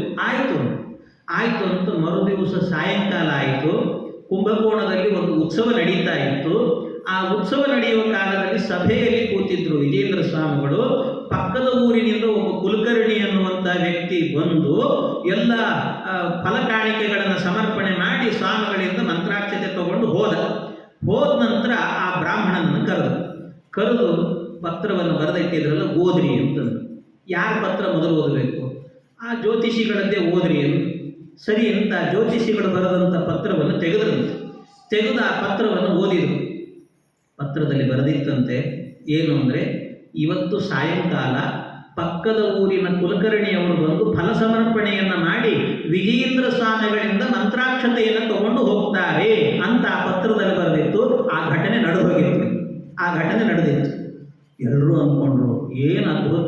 ತಪ್ಪಿಸಿ ಸಾಯಂಕಾಲ ನಡೆಯುವಂಥ ಘಟನೆಯನ್ನು ಮೊದಲೇ ಬರೆದಿಟ್ಟಿದ್ದಾನಲ್ಲ ಇವನು ಅಂತ, ಭಾರಿ ಅದ್ಭುತ ಇದು ಅಂತ ಭಾರಿ ಹೊಗಳಿದ್ರಂತೆ. ಇನ್ನು ವಿಜೇಂದ್ರ ಸ್ವಾಮಿಗಳಿಗೆ ಎಲ್ಲೋ ಕಷ್ಟ ಇದೆ ಅನ್ನುವಂತೆಯೇ ಮಾತಾಡಿದ್ರಲ್ಲ. ಇಷ್ಟಾದ ನಂತರ ವಿಜೇಂದ್ರ ಸ್ವಾಮಿಗಳ ಪತ್ರ ಓದ್ರಿ ಅಂದ್ರಂತ. ಆಮೇಲೆ ಆ ಪತ್ರ ತರಿಸಿದ್ರೆ ಆ ವಿಜೇಂದ್ರ ಸ್ವಾಮಿಗಳ ಪತ್ರದಲ್ಲಿ ಬರೆದಿತ್ತಂತೆ ಏನು ಅಂದರೆ, ಇವತ್ತು ಸಾಯಂಕಾಲ ಪಕ್ಕದ ಊರಿನಿಂದ ಕುಲಕರ್ಣಿ ಅವರು ಬಂದು ಫಲ ಸಮರ್ಪಣೆ ಮಾಡಿ ಅವರು ಮಂತ್ರಾಕ್ಷತೆ ತಗೊಳ್ತಾರೆ ಅನ್ನೋದನ್ನ ಅವರು ಪತ್ರದಲ್ಲಿ ಬರೆದಿರ್ತಾರೆ ಅನ್ನೋದನ್ನು ವಿಜೇಂದ್ರ ಸ್ವಾಮಿಗಳು ಬರೆದಿರ್ತಾರೆ. ಅಷ್ಟೇ ಅಲ್ಲ, ಅವ್ರು ಯಾಕೆ ಅದನ್ನು ತಗೊಳ್ತಾರೆ ಅಂತ ಅವರಿಗೆ ಸಂತಾನ ಆಗಿರಲಿಲ್ಲ, ಅದಕ್ಕೋಸ್ಕರ ಮಂತ್ರಾಕ್ಷತೆ ಕೊಟ್ಟಿದ್ದೆ ಮೊದಲು, ಈಗ ಸಂತಾನ ಆಗಿದೆ ಅಂತ ಫಲಕಾಣಿಕೆ ಸಮರ್ಪಣೆ ಮಾಡಿದ್ದಾರೆ ಅಂತ ಇಷ್ಟು ಬರೆದಿದ್ರಂತೆ ವಿಜೇಂದ್ರ ಸ್ವಾಮಿಗಳ. ನೋಡಿ ಬೆರಗಾಗಿ ಬಿಟ್ಟ ಒಂದು ಸರ್ತಿ, ಏನು ಸಾಧ್ಯ ಇಲ್ಲ ಇವರನ್ನು ಗೆಲ್ಲೋದು. ಇದು ವಿಚಾರ ಮಾಡಿದ್ದ ಮೊದಲೇ ಮಾಡಿ ಮತ್ತೇನು ಮಾಡಿದಂತೆ, ಬರುವಾಗಲೇ ಒಂದು ಕೈ ಚೀಲ ಹಿಡ್ಕೊಂಡು ಬಂದಿದ್ದಂತೆ ಸಣ್ಣದಂತ. ಆ ಕೈ ಚೀಲ ಹಿಡ್ಕೊಂಡು ಬಂದು ಆ ಚೀಲದ ಒಳಗಡೆ ಒಂದು ಸಣ್ಣದೊಂದು ಗಿಣಿಮರಿ ಇಟ್ಟುಕೊಂಡಿದ್ದಂತೆ. ಗಿಣಿಮರಿ, ಆ ಗಿಣಿಮರಿಯನ್ನು ಹಿಡ್ಕೊಂಡು ಹೀಗೆ ಹಿಂದೆ ಹಿಡ್ಕೊಂಡು ವಿಜೇಂದ್ರ ಸ್ವಾಮಿಗಳ ಎದುರಿಗೆ ಬಂದ. ಅದಿನ್ನೂ ಶಬ್ದವೂ ಮಾಡ್ತಾ ಇರಲಿಲ್ಲ ಪಾಪ, ಅಷ್ಟು ಸಣ್ಣದು. ಆ ಗಿಣಿಮರಿ ಹಿಡ್ಕೊಂಡು ಕೇಳಿದಂತೆ, ಹಿಂದೆ ಹಿಡ್ಕೊಂಡು ಕೇಳಿದ, ಸ್ವಾಮಿ ಇಲ್ಲಿ ತನಕ ಗೆದ್ದಿದ್ದೀರಿ, ಇದೊಂದು ಪ್ರಶ್ನೆ ಉತ್ತರ ಕೊಡ್ರಿ, ಏನು ನನ್ನ ಕೈಯಲ್ಲಿ ಏನಿದೆ ಅಂತ. ನಾನೇನು ಹೇಳೋದಲ್ಲ, ಭಗವಂತ ನುಡಿಸಿದ್ದನ್ನು ಹೇಳ್ತೇನೆ, ನಿನ್ನ ಕೈಯಲ್ಲಿ ಗಿಣಿಮರಿ ಇದೆ ಎಂದು ವಿಜೇಂದ್ರ ಸ್ವಾಮಿ. ಅವನು ಮತ್ತೆ ಸೋತ್ನಲ್ಲ ಅಂತ ದುಃಖ ಆಯಿತು ಅವನಿಗೆ. ಕಡೆಗೆ ಒಂದು ಮಾತು ಹೇಳಿದ, ಎಷ್ಟು ಉಪಾಯ ಮಾಡಿದ ಅಂದರೆ ವಿಜೇಂದ್ರ ಸ್ವಾಮಿಗಳನ್ನು ಸೋಲಿಸ್ಲಿಕ್ಕೆ ಅಂತ, ಆ ಗಿಣಿಮರಿ ಇತ್ತಲ್ಲ ಅದರ ಕಂಠವನ್ನು 2 ಬೆರಳಲ್ಲಿ ಅದರ ಕಂಠವನ್ನು ಹಿಡ್ಕೊಂಡು ಸ್ವಾಮಿ ನನ್ನ ಕೈಯಲ್ಲಿ ಗಿಣಿಮರಿ ಇದೆ ಅಂತ ಸರಿಯಾಗಿ ಹೇಳಿದ್ದೀರಿ, ಅದು ಬದುಕಿದೆಯೋ ಸತ್ತಿದೆಯೋ ಹೇಳ್ರಿ ಅಂತ. ಸ್ವಾಮಿಗಳು ಬದುಕಿದೆ ಅಂತ ಹೇಳಿದರೆ ಅಲ್ಲೇ 2 ಬೆರಳಲ್ಲಿ ಹಿಡ್ಕೊಂಡಿದ್ದಾನೆ, ಕಂಠವನ್ನು ಹಿಂಡಿದರೆ ಪ್ರಾಣ ಹೋಗಿಬಿಡ್ತದೆ. ಸತ್ತ ಗಿಣಿಮರಿಯನ್ನು ತೋರಿಸೋದು ನೀವು ಸೋತ್ರಿ ಅಂತ ಹೇಳೋದು. ಇಲ್ಲ ಸತ್ತಿದೆ ಅಂದರೆ ಬದುಕಿದ್ದೇ ಗಿಣಿಮರಿ ತೋರಿಸಿದ್ರೆ ಆಗ ಅದರಲ್ಲೂ ಸೋತರು ಅಂತ. ಅಂತೂ ವಿಜೇಂದ್ರ ಸ್ವಾಮಿಗಳು ಗೆಲ್ಲಲಿಕ್ಕೆ ಸಾಧ್ಯ ಇಲ್ಲ ಅಂತ ಒಂದು ಪ್ರಶ್ನೆಯನ್ನು ಮಾಡಿಬಿಟ್ಟರು. ಈ ಗಿಣಿಮರಿ ಬದುಕಿದೆಯೋ ಸತ್ತಿದೆಯೋ ಹೇಳ್ರಿ ಅಂತ. ಬದುಕಿದೆ ಏನು ಹೇಳಬೇಕು? ವಿಜೇಂದ್ರ ಸ್ವಾಮಿಗಳು ಒಂದೇ ಕ್ಷಣದಲ್ಲಿ ಹೇಳಿದ್ರಂತೆ, ನೋಡಪ್ಪ, ನೀನು ಕೇಳ್ತಾ ಇರುವಂಥದ್ದು ಬದುಕಿದೆಯೋ ಸತ್ತಿದೆಯೋ ಅಂತ ನೀನು ಕೇಳ್ತಾ ಇದ್ದಿ, ಆದರೆ ರಾಮದೇವರು ನನ್ನ ಬಾಯಲ್ಲಿ ನುಡಿಸ್ತಾ ಇರೋದನ್ನು ಹೇಳ್ತೇನೆ, ಆದರೆ ಇಷ್ಟು ಮಾತ್ರ ಹೇಳಬಲ್ಲೆ, ಅದು ಬದುಕಿದೆಯೋ ಸತ್ತಿದೆಯೋ ಅಂತ ನನಗೆ ಹೇಳಲಿಕ್ಕೆ ಆಗ್ತಾ ಇಲ್ಲ, ಅದರ ಸಾವು ಬದುಕು ನಿನ್ನ ಕೈಯಲ್ಲಿದೆ ಅಂತ. ಅದರ ಸಾವು ಬದುಕು ನಿನ್ನ ಕೈಯಲ್ಲಿದೆ ಅನ್ನೋದು. ಅಷ್ಟಂದು ಕೂಡಲೇ ಆ ಗಿಣಿಮರಿಯನ್ನು ಕೆಳಗಿಟ್ಟು ದೀರ್ಘದಂಡ ನಮಸ್ಕಾರವನ್ನು ಮಾಡಿ, ಸ್ವಾಮಿ ನಿಮ್ಮ ದಾಸನಾಗ್ತೇನೆ ನಾನು ಅಂತ ದಾಸನಾಗಿ ಬದುಕಿದ ಅಂತ ಅವರ ಜೀವನ ಚರಿತ್ರೆಯಲ್ಲಿ ಬರ್ತದೆ. ಹೀಗೆ ಚತುಷ್ಷಷ್ಟಿ ಕಲಾವಿದ್ಯಾ ಅಂತ ಹೇಳ್ತಾರೆ. 64 ವಿದ್ಯೆಗಳನ್ನು ಬಲ್ಲಂಥ ಮಹಾತ್ಮರು ಅಂತ ಹೇಳಿದರೆ ಅದು ವಿಜೇಂದ್ರ ಸ್ವಾಮಿಗಳು ಅಂತ ಹೇಳೋದು. ಹಾಗಾಗಿ ಅಂಥ ಜ್ಞಾನಿಗಳು, ಅವರ ಅನುಗ್ರಹ ನನಗಾಗಲಿ ಅಂತ ಅವರನ್ನು ಕೂಡ ಪ್ರಾರ್ಥನೆಯನ್ನು ಮಾಡಿದ್ದಾರೆ. ಇದರ ಜೊತೆಗೆ ರಾಯರ ಗುರುಗಳು ಸುಧೀಂದ್ರ ತೀರ್ಥರು, ಅವರನ್ನು ನಾನು ನಮಸ್ಕಾರ ಮಾಡುತ್ತೇನೆ ಅಂತ, ಸುಧೀಂದ್ರ ಯೋಗಿನಂ ಸೇವೆ ಸಾಧು ಸಾಕೃತ ಸಂಪದಂ ಸಗದ್ಯ ಪದ್ಯ ನಿರ್ಮಾಣ ವಿದ್ಯಾಯ ಪರಮಂ ಪದಂ. ಸುಧೀಂದ್ರ ತೀರ್ಥರು ಕೂಡ ಸಾಮಾನ್ಯ ವ್ಯಕ್ತಿಗಳಲ್ಲ. ಸಗದ್ಯ ಪದ್ಯ ನಿರ್ಮಾಣ, ಅನೇಕ ಗದ್ಯ ಕಾವ್ಯಗಳನ್ನು, ಪದ್ಯ ಕಾವ್ಯಗಳನ್ನು, ಅನೇಕ ಕಾವ್ಯಗಳನ್ನು ಬರೆದವರು. ಭಾಗವತದ ಅತ್ಯಂತ ಕಠಿಣ ಅಂತ ಕರೆಸಿಕೊಳ್ಳುವಂಥ 2ನೇ ಸ್ಕಂದ ಮತ್ತು 11ನೇ ಸ್ಕಂದ ಎರಡಕ್ಕೂ ವ್ಯಾಖ್ಯಾನವನ್ನು ಬರೆದಂಥ ಮಹಾತ್ಮರು ಆ ಸುಧೀಂದ್ರ ತೀರ್ಥರು. ಇಂಥ ದೊಡ್ಡ ಜ್ಞಾನಿಗಳು, ಅವರನ್ನು ಕೂಡ ನಾನು ಆ ಶ್ರೀಪಾದಂಗಳವರನ್ನು ಸೇವೆ ಮಾಡುತ್ತೇನೆ, ನನ್ನನ್ನು ಉದ್ಧಾರ ಮಾಡಲಿ ಅಂತ ಕೇಳಿಕೊಳ್ತೇನೆ ಅಂತ ಹೇಳಿ ಇಷ್ಟು ಹೇಳಿ, ಈ ಕಾವ್ಯದ ನಾಯಕರು ರಾಘವೇಂದ್ರ ಸ್ವಾಮಿಗಳು, ಆ ರಾಯರನ್ನು ಪ್ರಾರ್ಥನೆ ಮಾಡುತ್ತೇನೆ. ರಾಯರನ್ನು ಪ್ರಾರ್ಥನೆ ಮಾಡ್ತೇನೆ ಅನ್ನೋದಕ್ಕಿಂತ ರಾಯರ ಪಾದಗಳನ್ನು ಗಟ್ಟಿ ಹಿಡಿತೇನೆ ನಾನು ಅಂತ ಹೇಳ್ತಾರೆ. ರಾಯರ ಪಾದಗಳನ್ನು ಶ್ರೀಮತೋ ರಾಘವೇಂದ್ರಸ್ಯ ನಮಾಮಿ ಪದಪಂಕಜೆ ಕಾಮಿತಾ ಶೇಷ ಕಲ್ಯಾಣ ಕಲನಾ ಕಲ್ಪಪಾದಪವು ಅಂತ. ಎಷ್ಟು ವಿಚಿತ್ರ ಅಂದರೆ, ಮೇಲೆ ಸ್ವರ್ಗಲೋಕದಲ್ಲಿ ಒಂದು ಕಲ್ಪವೃಕ್ಷ ಅಂತ ಇದೆ ಅಂತ. ಕಲ್ಪವೃಕ್ಷ ಅದೇನು ಗೊತ್ತ, ಕೇಳಿದ್ದನ್ನೆಲ್ಲ ಕೊಡ್ತದಂತ. ನೀವು ಏನು ಕೇಳ್ತೀರೋ ಅದ್ರ ಎದುರಿಗೆ ಹೋಗ್ಬಿಟ್ಟು ಊಟ ಬೇಕು ಊಟ ಕೊಡ್ತದೆ, ಬಂಗಾರ ಬೇಕು ಬಂಗಾರ ಕೊಡ್ತದೆ, ಮನೆ ಬೇಕು ಮನೆ ಕೊಡ್ತದೆ, ಕೇಳಿದ್ದನ್ನು ಕೊಡ್ತದಂತ. ಅಂಥ ಒಂದು ದಿವ್ಯವಾದಂಥ ವೃಕ್ಷ ಕಲ್ಪವೃಕ್ಷ ಅಂತ ಹೇಳ್ತಾರೆ. ಅದಕ್ಕೆ ಸಾಮಾನ್ಯವಾಗಿ ಕೇಳಿದ್ದನ್ನು ಕೊಡುವಂಥ ಮಹಾತ್ಮರನ್ನೆಲ್ಲರನ್ನೂ ಕೂಡ ಕಲ್ಪವೃಕ್ಷಕ್ಕೆ ಹೋಲಿಸ್ತಿರ್ತಾರೆ. ಅವ್ರನ್ನೆಲ್ಲ ಹೇಳುವ ಪೂಜ್ಯಾಯ ರಾಘವೇಂದ್ರಾಯ ಸತ್ಯಧರ್ಮರತಾಯ ಚ ಭಜತಾಂ ಕಲ್ಪವೃಕ್ಷಾಯ ಅಂತ. ಕಲ್ಪವೃಕ್ಷ ಅಂತ ಯಾಕೆ ಅಂದರೆ ಕೇಳಿದವರಿಗೆ ಕೇಳಿದ್ದನ್ನು ಕೊಡ್ತಾರೆ ಅಂತ, ಕಲ್ಪವೃಕ್ಷ ಅವರು ಅಂತ ಹೇಳ್ತಾರೆ. ಹಾಗೆ ಆ ದೇವಲೋಕದಲ್ಲಿ ಒಂದು ಕಲ್ಪವೃಕ್ಷ ಇದೆ, ಕೇಳಿದ್ದನ್ನು ಕೊಡ್ತದೆ, ಕೇಳಿದ್ದನ್ನು ಕೊಡ್ತದೆ. ಆದರೆ ವಿಶೇಷ ಏನು ಗೊತ್ತಾ, ದೇವಲೋಕದಲ್ಲಿರುವಂತಹದ್ದು ಒಂದೇ ಕಲ್ಪವೃಕ್ಷ, ಆದರೆ ಭೂಲೋಕದಲ್ಲಿರುವಂತಹದ್ದು ಒಂದಲ್ಲ 2 ಕಲ್ಪವೃಕ್ಷ ಅಂತ. ಯಾವುದದು 2 ಕಲ್ಪವೃಕ್ಷ ಅಂದರೆ ಕಲನ ಕಲ್ಪಪಾದವು, ರಾಘವೇಂದ್ರ ಸ್ವಾಮಿಗಳ 2 ಪಾದಗಳೇ 2 ಕಲ್ಪವೃಕ್ಷ ಅಂತ. ನೀವು ಯಾವ ಕಾಲ ಹೇಳಿದ್ರೂ ಸಾಕು ಉದ್ಧಾರ ಮಾಡ್ತದೆ ನಿಮ್ಮನ್ನ ಅಂತ ಹೇಳ್ತಾರೆ. ಅಂಥ ಕಲ್ಪವೃಕ್ಷ ರಾಘವೇಂದ್ರ ಸ್ವಾಮಿಗಳ ಪಾದ ಎನ್ನುವಂತಹದ್ದು ಅಂತ. ಕಾಮಿತಾಶೇಷ ಕಲ್ಯಾಣ ಕಲನ ಕಲ್ಪಪಾದವು ಅಂತ ಹೇಳ್ತಾರೆ. ಎಂಥ ಜ್ಞಾನಿಗಳಂತೀರಿ ರಾಘವೇಂದ್ರ ಸ್ವಾಮಿಗಳು. ಮುಹುಸ್ಮಾರಿತ ವಾಲ್ಮೀಕಿಂ ಪುನಸ್ತಂ ನೌಮಿದೇಶಿಕಂ ಯೋ ವಿಸ್ತೀರ್ಣಾಂ ರಾಮಕಥಾಂ ಶ್ರದ್ಧರಾದಿ ಸಮಗ್ರಹೀತ್. ಎಂಥ ಕಾವ್ಯ ಅಂತೀರಿ ರಾಯರದ್ದು. ಇಡೀ ರಾಮಾಯಣ ಓದಬೇಕು ಅಂತಂದ್ರೆ 24,000 ಶ್ಲೋಕಗಳಿದ್ದಾರೆ ರಾಮಾಯಣದಲ್ಲಿ. ಇವತ್ತು ವಾಲ್ಮೀಕಿ ರಾಮಾಯಣ ತೆಗೆದು ನೋಡಿದರೆ 24,000 ಶ್ಲೋಕ. ಪಾರಾಯಣ ಮಾಡಲಿಕ್ಕೆ ಅಂತ ಕೂತ್ರೆ ಅಥವಾ ಓದಬೇಕು ಅಂತ ಕೂತ್ರೆ ಯಾವತ್ತು ಮುಗಿಬೇಕು ಹೇಳ್ರಿ ನಿಮಗೆ, ಯಾವತ್ತು ಮುಗಿಬೇಕು. ಆದರೆ 24,000 ಶ್ಲೋಕಗಳಲ್ಲಿ ಬಂದ ಎಲ್ಲ ವಿಷಯಗಳನ್ನು ಕೂಡ ಕೇವಲ 11 ಶ್ಲೋಕಗಳಲ್ಲಿ ಸಂಗ್ರಹ ಮಾಡಿಕೊಡ್ತಾರಲ್ಲ ರಾಮಚಾರಿತ್ರ್ಯ ಮಂಜರಿ ಎನ್ನುವ ಗ್ರಂಥದ ಮೂಲಕ. ಏನು ಹೇಳಬೇಕಿಂತ ಮಹಾತ್ಮರಿಗೆ. ಅದಕ್ಕೆ ಹೇಳೋದು ಯಾವಾಗಲೂ ಕೂಡ ಸಂಕ್ಷೇಪ ವಿಸ್ತರಾಭ್ಯಾಂ ಹಿ ಕಥಯಂತಿ ಮನೀಷಿಣಃ ಅಂತ. ಮನೀಷಿ ಅಂದರೆ ಜ್ಞಾನಿಗಳು ಅಂತ ಅರ್ಥ. ಜ್ಞಾನಿಗಳಾದವರೆಲ್ಲರೂ ಕೂಡ ಹೇಗೆ ಅಂದರೆ ಸಂಕ್ಷೇಪ ವಿಸ್ತರಾಭ್ಯಾಂ ಹಿ, ಸಂಕ್ಷೇಪದಿಂದಲೂ ಹೇಳಲಿಕ್ಕೆ ಗೊತ್ತು, ಸಂಕ್ಷಿಪ್ತವಾದ ವಿಷಯವನ್ನು ವಿಸ್ತಾರ ಮಾಡಿ ಹೇಳಲಿಕ್ಕೂ ಗೊತ್ತಂತೆ. ಇದು ಜ್ಞಾನಿಗಳ ಲಕ್ಷಣ ಅಂತ ಹೇಳ್ತಾರೆ. ಜ್ಞಾನಿಯಾದವರು ಯಾವುದಾದ್ರೂ ಒಂದು ವಿಷಯ ಕೊಟ್ಟುಬಿಟ್ಟು ಪಟ್ ಅಂತ ಹೇಳ್ರಿ ಅಂದರೆ ಏನು ಹೇಳಲಿಕ್ಕಾಗ್ತದೆ. ಆಕಳು ಅಂತ ಒಂದು ವಿಷಯ ಕೊಟ್ಬಿಟ್ರೆ, ಈ ಕೆಲವೊಮ್ಮೆ ಏನಾಗ್ತದೆ ಅಂದರೆ ಸ್ಪೀಚ್ ಕಾಂಪಿಟೇಷನ್ ಅಂತೆಲ್ಲ ಈ ಶಾಲೆಗಳಲ್ಲಿ ಮಾಡ್ತಿರ್ತಾರೆ. ಆಕಳು ಅಂತ ಕೊಟ್ಬಿಟ್ರೆ ಏನು ಹೇಳ್ಬೋದು. ಆಕಳು ಕೆಲವು ಬೆಳಗಿರ್ತದೆ, ಕೆಲವು ಕರಗಿರ್ತವೆ. ಆದರೆ ಎಲ್ಲ ಹಸುಗಳು ಕೂಡ ಬೆಳಗಿರೋದೇ ಹಾಲನ್ನು ಕೊಡ್ತವೆ. ಇಷ್ಟೇ ಒಂದು 4 ಪದಗಳನ್ನು ಹೇಳ್ತೇವೆ, ಅಷ್ಟು ಬಿಟ್ಟರೆ ಇನ್ನೇನು ಹೇಳಲಿಕ್ಕೆ ಗೊತ್ತಾಗಲ್ಲ. ಆದರೆ ಜ್ಞಾನಿಗಳು ಅಂತ ಆದರೆ ನೀವು ಆಕಳು ಅನ್ನೋ ವಿಷಯವನ್ನು ಕೊಟ್ಟರೆ ಅದರ ಮೇಲೆ 10 ದಿವಸ ಮಾತಾಡ್ತಾರೆ ಅಂತ, 1 ಗಂಟೆ ಮಾತಾಡ್ತಾರೆ, ಸ್ಪೀಚ್ ಕೊಡ್ತಾರೆ. ಯಾಕೆ ಅಂದರೆ ಜ್ಞಾನಿಗಳು ಅಂತ. ಅಥವಾ ಏನಿಲ್ಲ ಅಂದರೆ ಅಷ್ಟನ್ನು ಸಂಗ್ರಹ ಮಾಡಿ 5 ನಿಮಿಷದಲ್ಲಿ ಹೇಳಲಿಕ್ಕೂ ಗೊತ್ತಿರ್ತದೆ. ಕೆಲವರಿಗೆ ಉಪನ್ಯಾಸ ಶುರು ಮಾಡಿಬಿಡ್ತಾರೆ, ಎಲ್ಲಿ ನಿಲ್ಲಿಸಬೇಕು ಅಂತ ಗೊತ್ತಾಗಲಿಲ್ಲ, ಅದು ಸಮಸ್ಯೆ ಇರ್ತದೆ. ಜ್ಞಾನಿಗಳು ಅಂದರೆ ಹಂಗಲ್ಲ, ಯಾವ ವಿಷಯವನ್ನು ಎಷ್ಟು ಹೇಳಬೇಕು ಅಷ್ಟು ಹೇಳಿರ್ತಾರೆ. ಕೆಲವೊಮ್ಮೆ ಸಮಯ ಇದೆ ಅಂದರೆ ಅದನ್ನು ದೊಡ್ಡದಾಗೂ ಮಾಡಿ ಹೇಳ್ತಿರ್ತಾರೆ. ಹಾಗಿರ್ತದೆ. ಹಾಗೆ ರಾಘವೇಂದ್ರ ಸ್ವಾಮಿಗಳ ವ್ಯಕ್ತಿತ್ವ ಎನ್ನುವಂತಹದ್ದು ಯೋ ವಿಸ್ತೀರ್ಣಾಂ ರಾಮಕಥಾಂ ಶ್ರದ್ಧರಾದಿ ಸಮಗ್ರಹೀತು. ಶ್ರದ್ಧರ ವೃತ್ತದಲ್ಲಿ ಬರೆದಿರುವಂಥ ದಿವ್ಯವಾದಂಥ ಕಾವ್ಯ ಇದು ಅಂತ ಹೇಳುತ್ತಾರೆ. ಅಂಥ ಮಹಾತ್ಮರು ರಾಘವೇಂದ್ರ ಸ್ವಾಮಿಗಳು. ಅವರು ಸೇವೆ ಮಾಡಿದರೆ ಸಾಕು. ರಾಯರ ಎದುರಿಗೆ ಬಂದು ಕೂತ್ಕೊಂಡು ಅವರನ್ನು ನೋಡ್ರಿ, ಅವ್ರಿಗೆ ಪ್ರದಕ್ಷಿಣೆ ಮಾಡಿರಿ, ಹೆಜ್ಜೆ ನಮಸ್ಕಾರ ಮಾಡಿರಿ. ನೀವು ಏನು ಮಾಡಿದರೂ ಕೂಡ ಮೂಕೋಪಿ ಯತ್ ಪ್ರಸಾದೇನ ಮುಕುಂದ ಶಯನಾಯತೆ ರಾಜರಾಜಾಯತೆ ರಿಕ್ತಃ ರಾಘವೇಂದ್ರಂ ತಮಾಶ್ರಯೇ. ಎಂಥ ಮಾತು.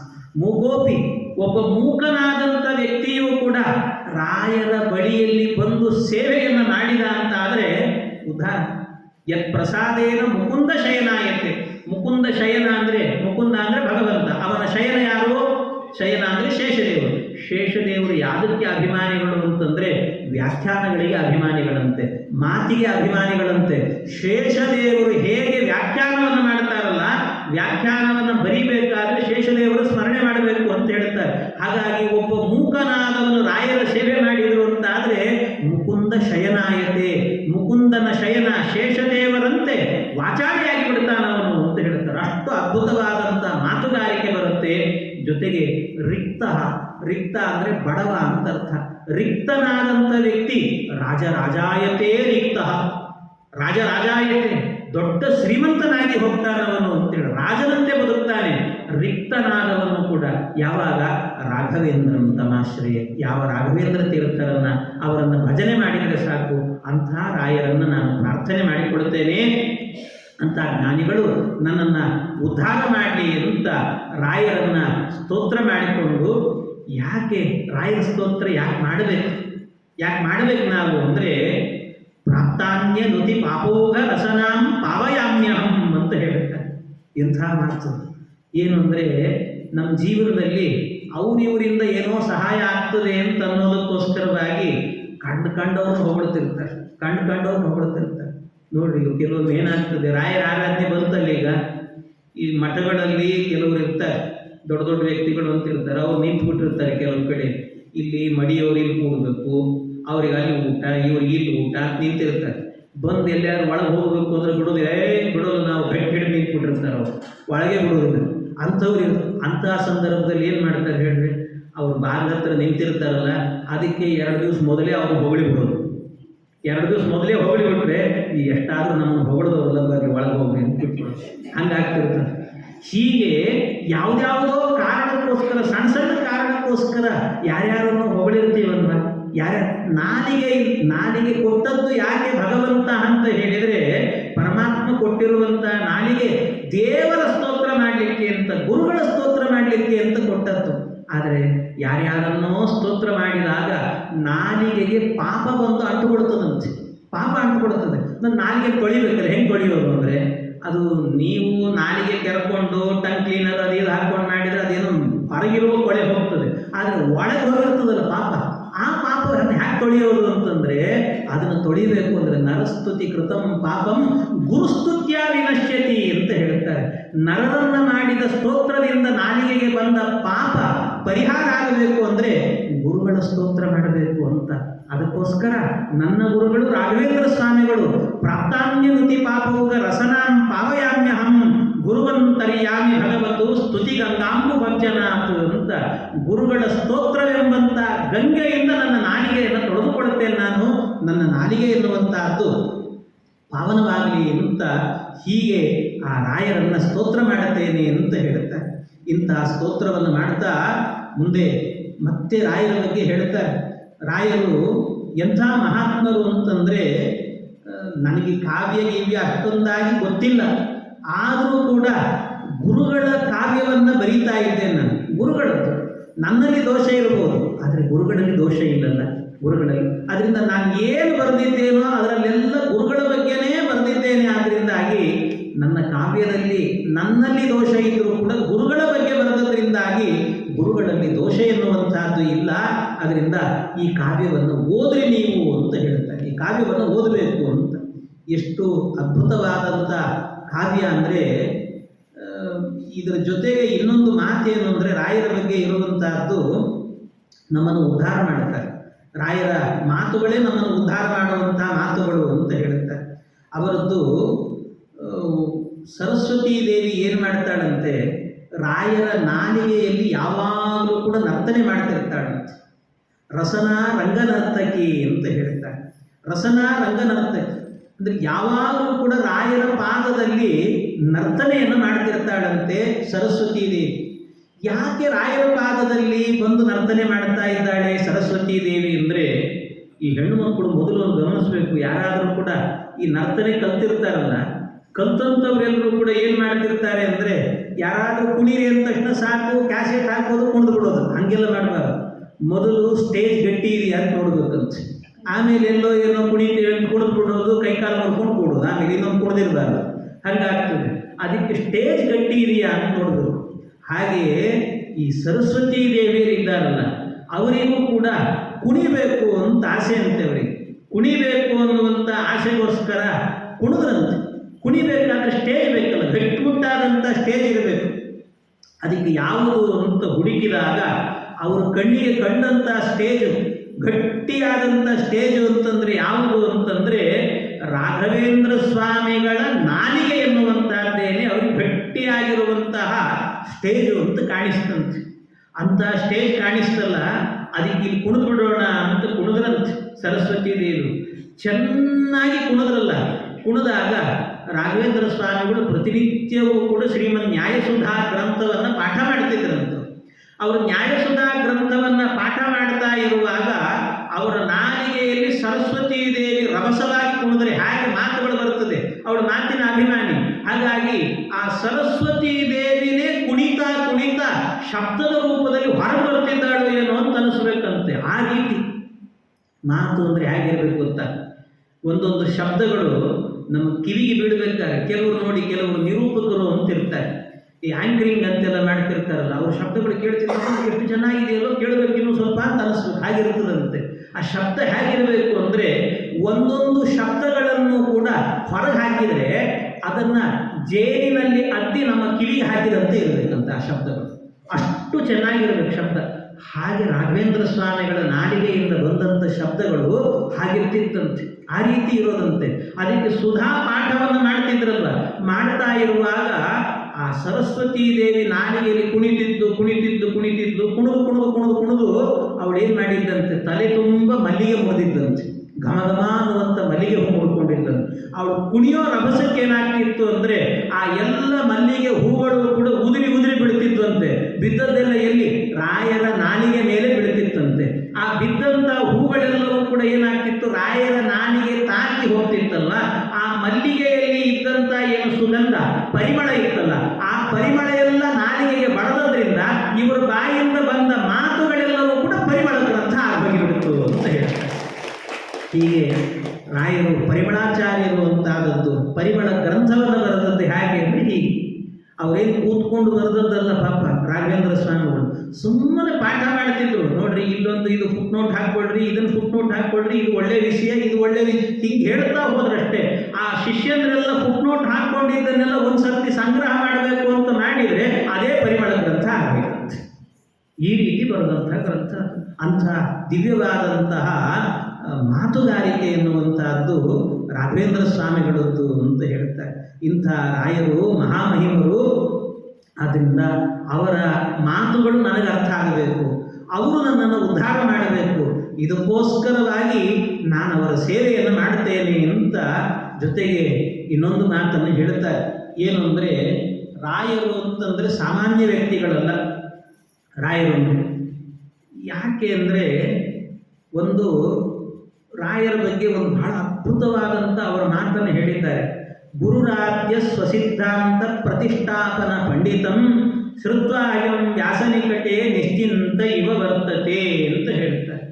ಮಧ್ವಾಚಾರ್ಯ ಇದ್ದಾರಲ್ಲ, ಗುರುರಾಧ್ಯ ಆದಿಗುರುಗಳು ಅಂತಂದ್ರೆ ನಮ್ಮ ಮಧ್ವಾಚಾರ್ಯ. ಆ ಮಧ್ವಾಚಾರ್ಯರು ಈ ಮಧ್ವನವಮಿಗೆ ಮಾಘಶುದ್ಧ ನವಮಿ ದಿವಸ ಅವರು ದೊಡ್ಡ ಬದರಿಕಾಶ್ರಮಕ್ಕೆ ಹೋಗಿಬಿಟ್ರು. ಹೋದ ಮೇಲೆ ಮತ್ತೆ ಬರಲಿಲ್ಲಂತೆ, ಇಲ್ಲಿ ವಾಪಸ್ ಬರಲಿಲ್ಲ. ಯಾರು ಹೋಗಿದ್ರಂತೆ, ಮಧ್ವಾಚಾರ್ಯ ಹತ್ರ ಹೋದ್ರಂತೆ. ಹೋಗಿ ಕೇಳಿದ್ರಂತೆ, ಸ್ವಾಮಿ ನೀವು ಬರುವಾಗ ಮಧ್ವ ಸಿದ್ಧಾಂತ ಅನ್ನುವಂಥ ಒಂದು ಸಸಿ ಹಾಕಿ ಬಂದಿದ್ದೀರಿ, ಸಣ್ಣದೊಂದು ಸಸಿ ಇದೆ, ಆ ಸಸಿನ ಹಾಕಿ ಬಂದಿದ್ದೀರಿ. ಆ ಸಸಿಗೆ ನೀರು ಹಾಕೋರು ಯಾರು, ಗೊಬ್ಬರ ಹಾಕೋರು ಯಾರು, ಬೆಳೆಸ್ಬೇಕಲ್ಲ ಅದನ್ನು, ಯಾರಾದರೂ ಬೆಳೆಸ್ಬೇಕು.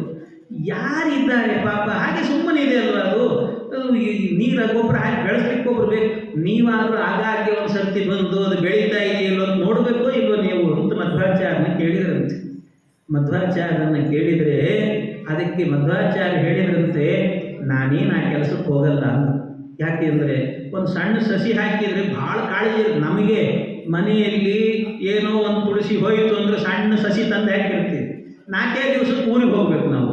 ಆಗ ಏನು ಮಾಡ್ತೀವಿ ನಾವು, ಪಕ್ಕದ ಮನೆಯವರಿಗೆ ರಿಕ್ವೆಸ್ಟ್ ಮಾಡಿಕೊಡ್ತೀವಿ, ಸಣ್ಣ ಸಸಿ ಮಳೆ ಬೇರೆ ಇಲ್ಲ, ಈಗಿದೆ ಬಿಡ್ರಿ, ಇಲ್ಲದೇ ಇದ್ದರೆ ಮಳೆ ಬೇರೆ ಇಲ್ಲ, ದಿನ ಒಂದು ಲೋಟ ನೀರು ಹಾಕಿರಿ ಅಂತ ಹೇಳಿರ್ತೀವಿ, ಒಂದು ಲೋಟ ನೀರು ಹಾಕಿರಿ ಅಂತ ಏನೋ ರಿಕ್ವೆಸ್ಟ್ ಮಾಡ್ತೀವಿ.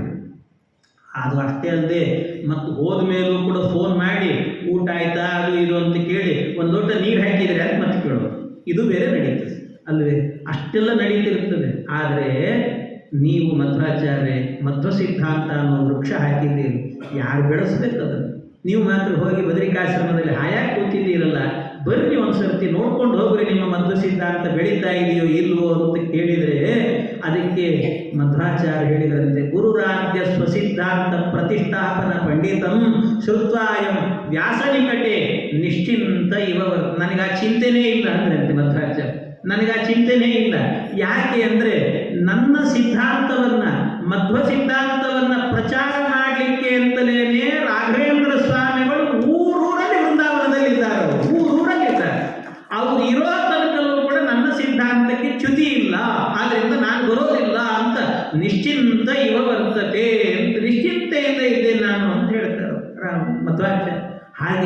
ಅಂತಹ ರಾಘವೇಂದ್ರ ಸ್ವಾಮಿಗಳಿವರು ಅಂತ ಮಹಾತ್ಮರು ಅಂತ.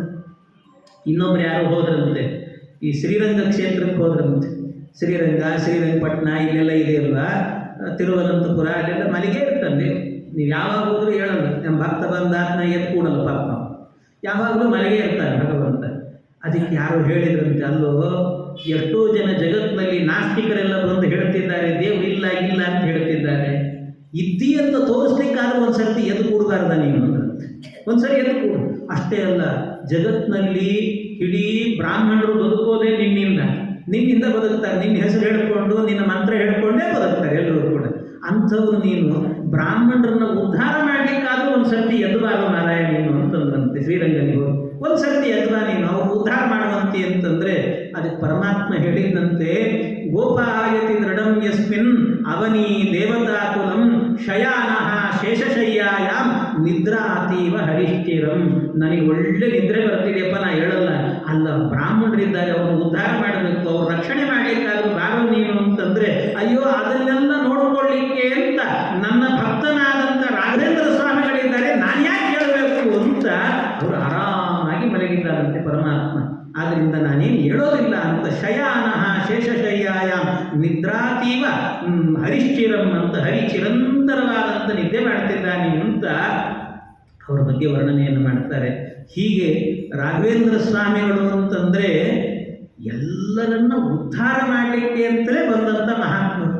ಅಂಥ ಮಹಾತ್ಮರ ಸ್ತೋತ್ರವನ್ನು, ಅವರ ಚರಿತ್ರೆಯನ್ನು ನನ್ನ ನಾಲಿಗೆಯಲ್ಲಿ ಹೇಳಿದೆ ಅಂತ ಆದರೆ ನಾನು ಶುದ್ಧನಾಗ್ತೇನೆ, ನಾನು ಉದ್ಧಾರ ಆಗ್ತೇನೆ. ಆದ್ದರಿಂದ ನನ್ನ ನಾಲಿಗೆಯಿಂದ ಅವರ ಕಥೆಯನ್ನು ಹೇಳ್ತೇನೆ, ಎಲ್ಲರೂ ಕೂಡ ಶ್ರದ್ಧೆಯಿಂದ ಕೇಳಿ ಇದನ್ನು ಅಂತ ಆ ರಾಯರ ಬಗ್ಗೆ ಇದನ್ನು ಹೇಳ್ತಾರೆ. ಯಾಕೆಂದರೆ ನೀವು ಕೇಳಿದ್ದನ್ನು ಕೊಡುವಂಥ ಮಹಾತ್ಮರು ರಾಯರು ಅಂತ ಹೇಳ್ತಾರೆ. ರಾಯರ ಹತ್ರ ಹೋಗ್ರಿ, ಸೇವೆ ಮಾಡ್ರಿ ಅಷ್ಟೇ.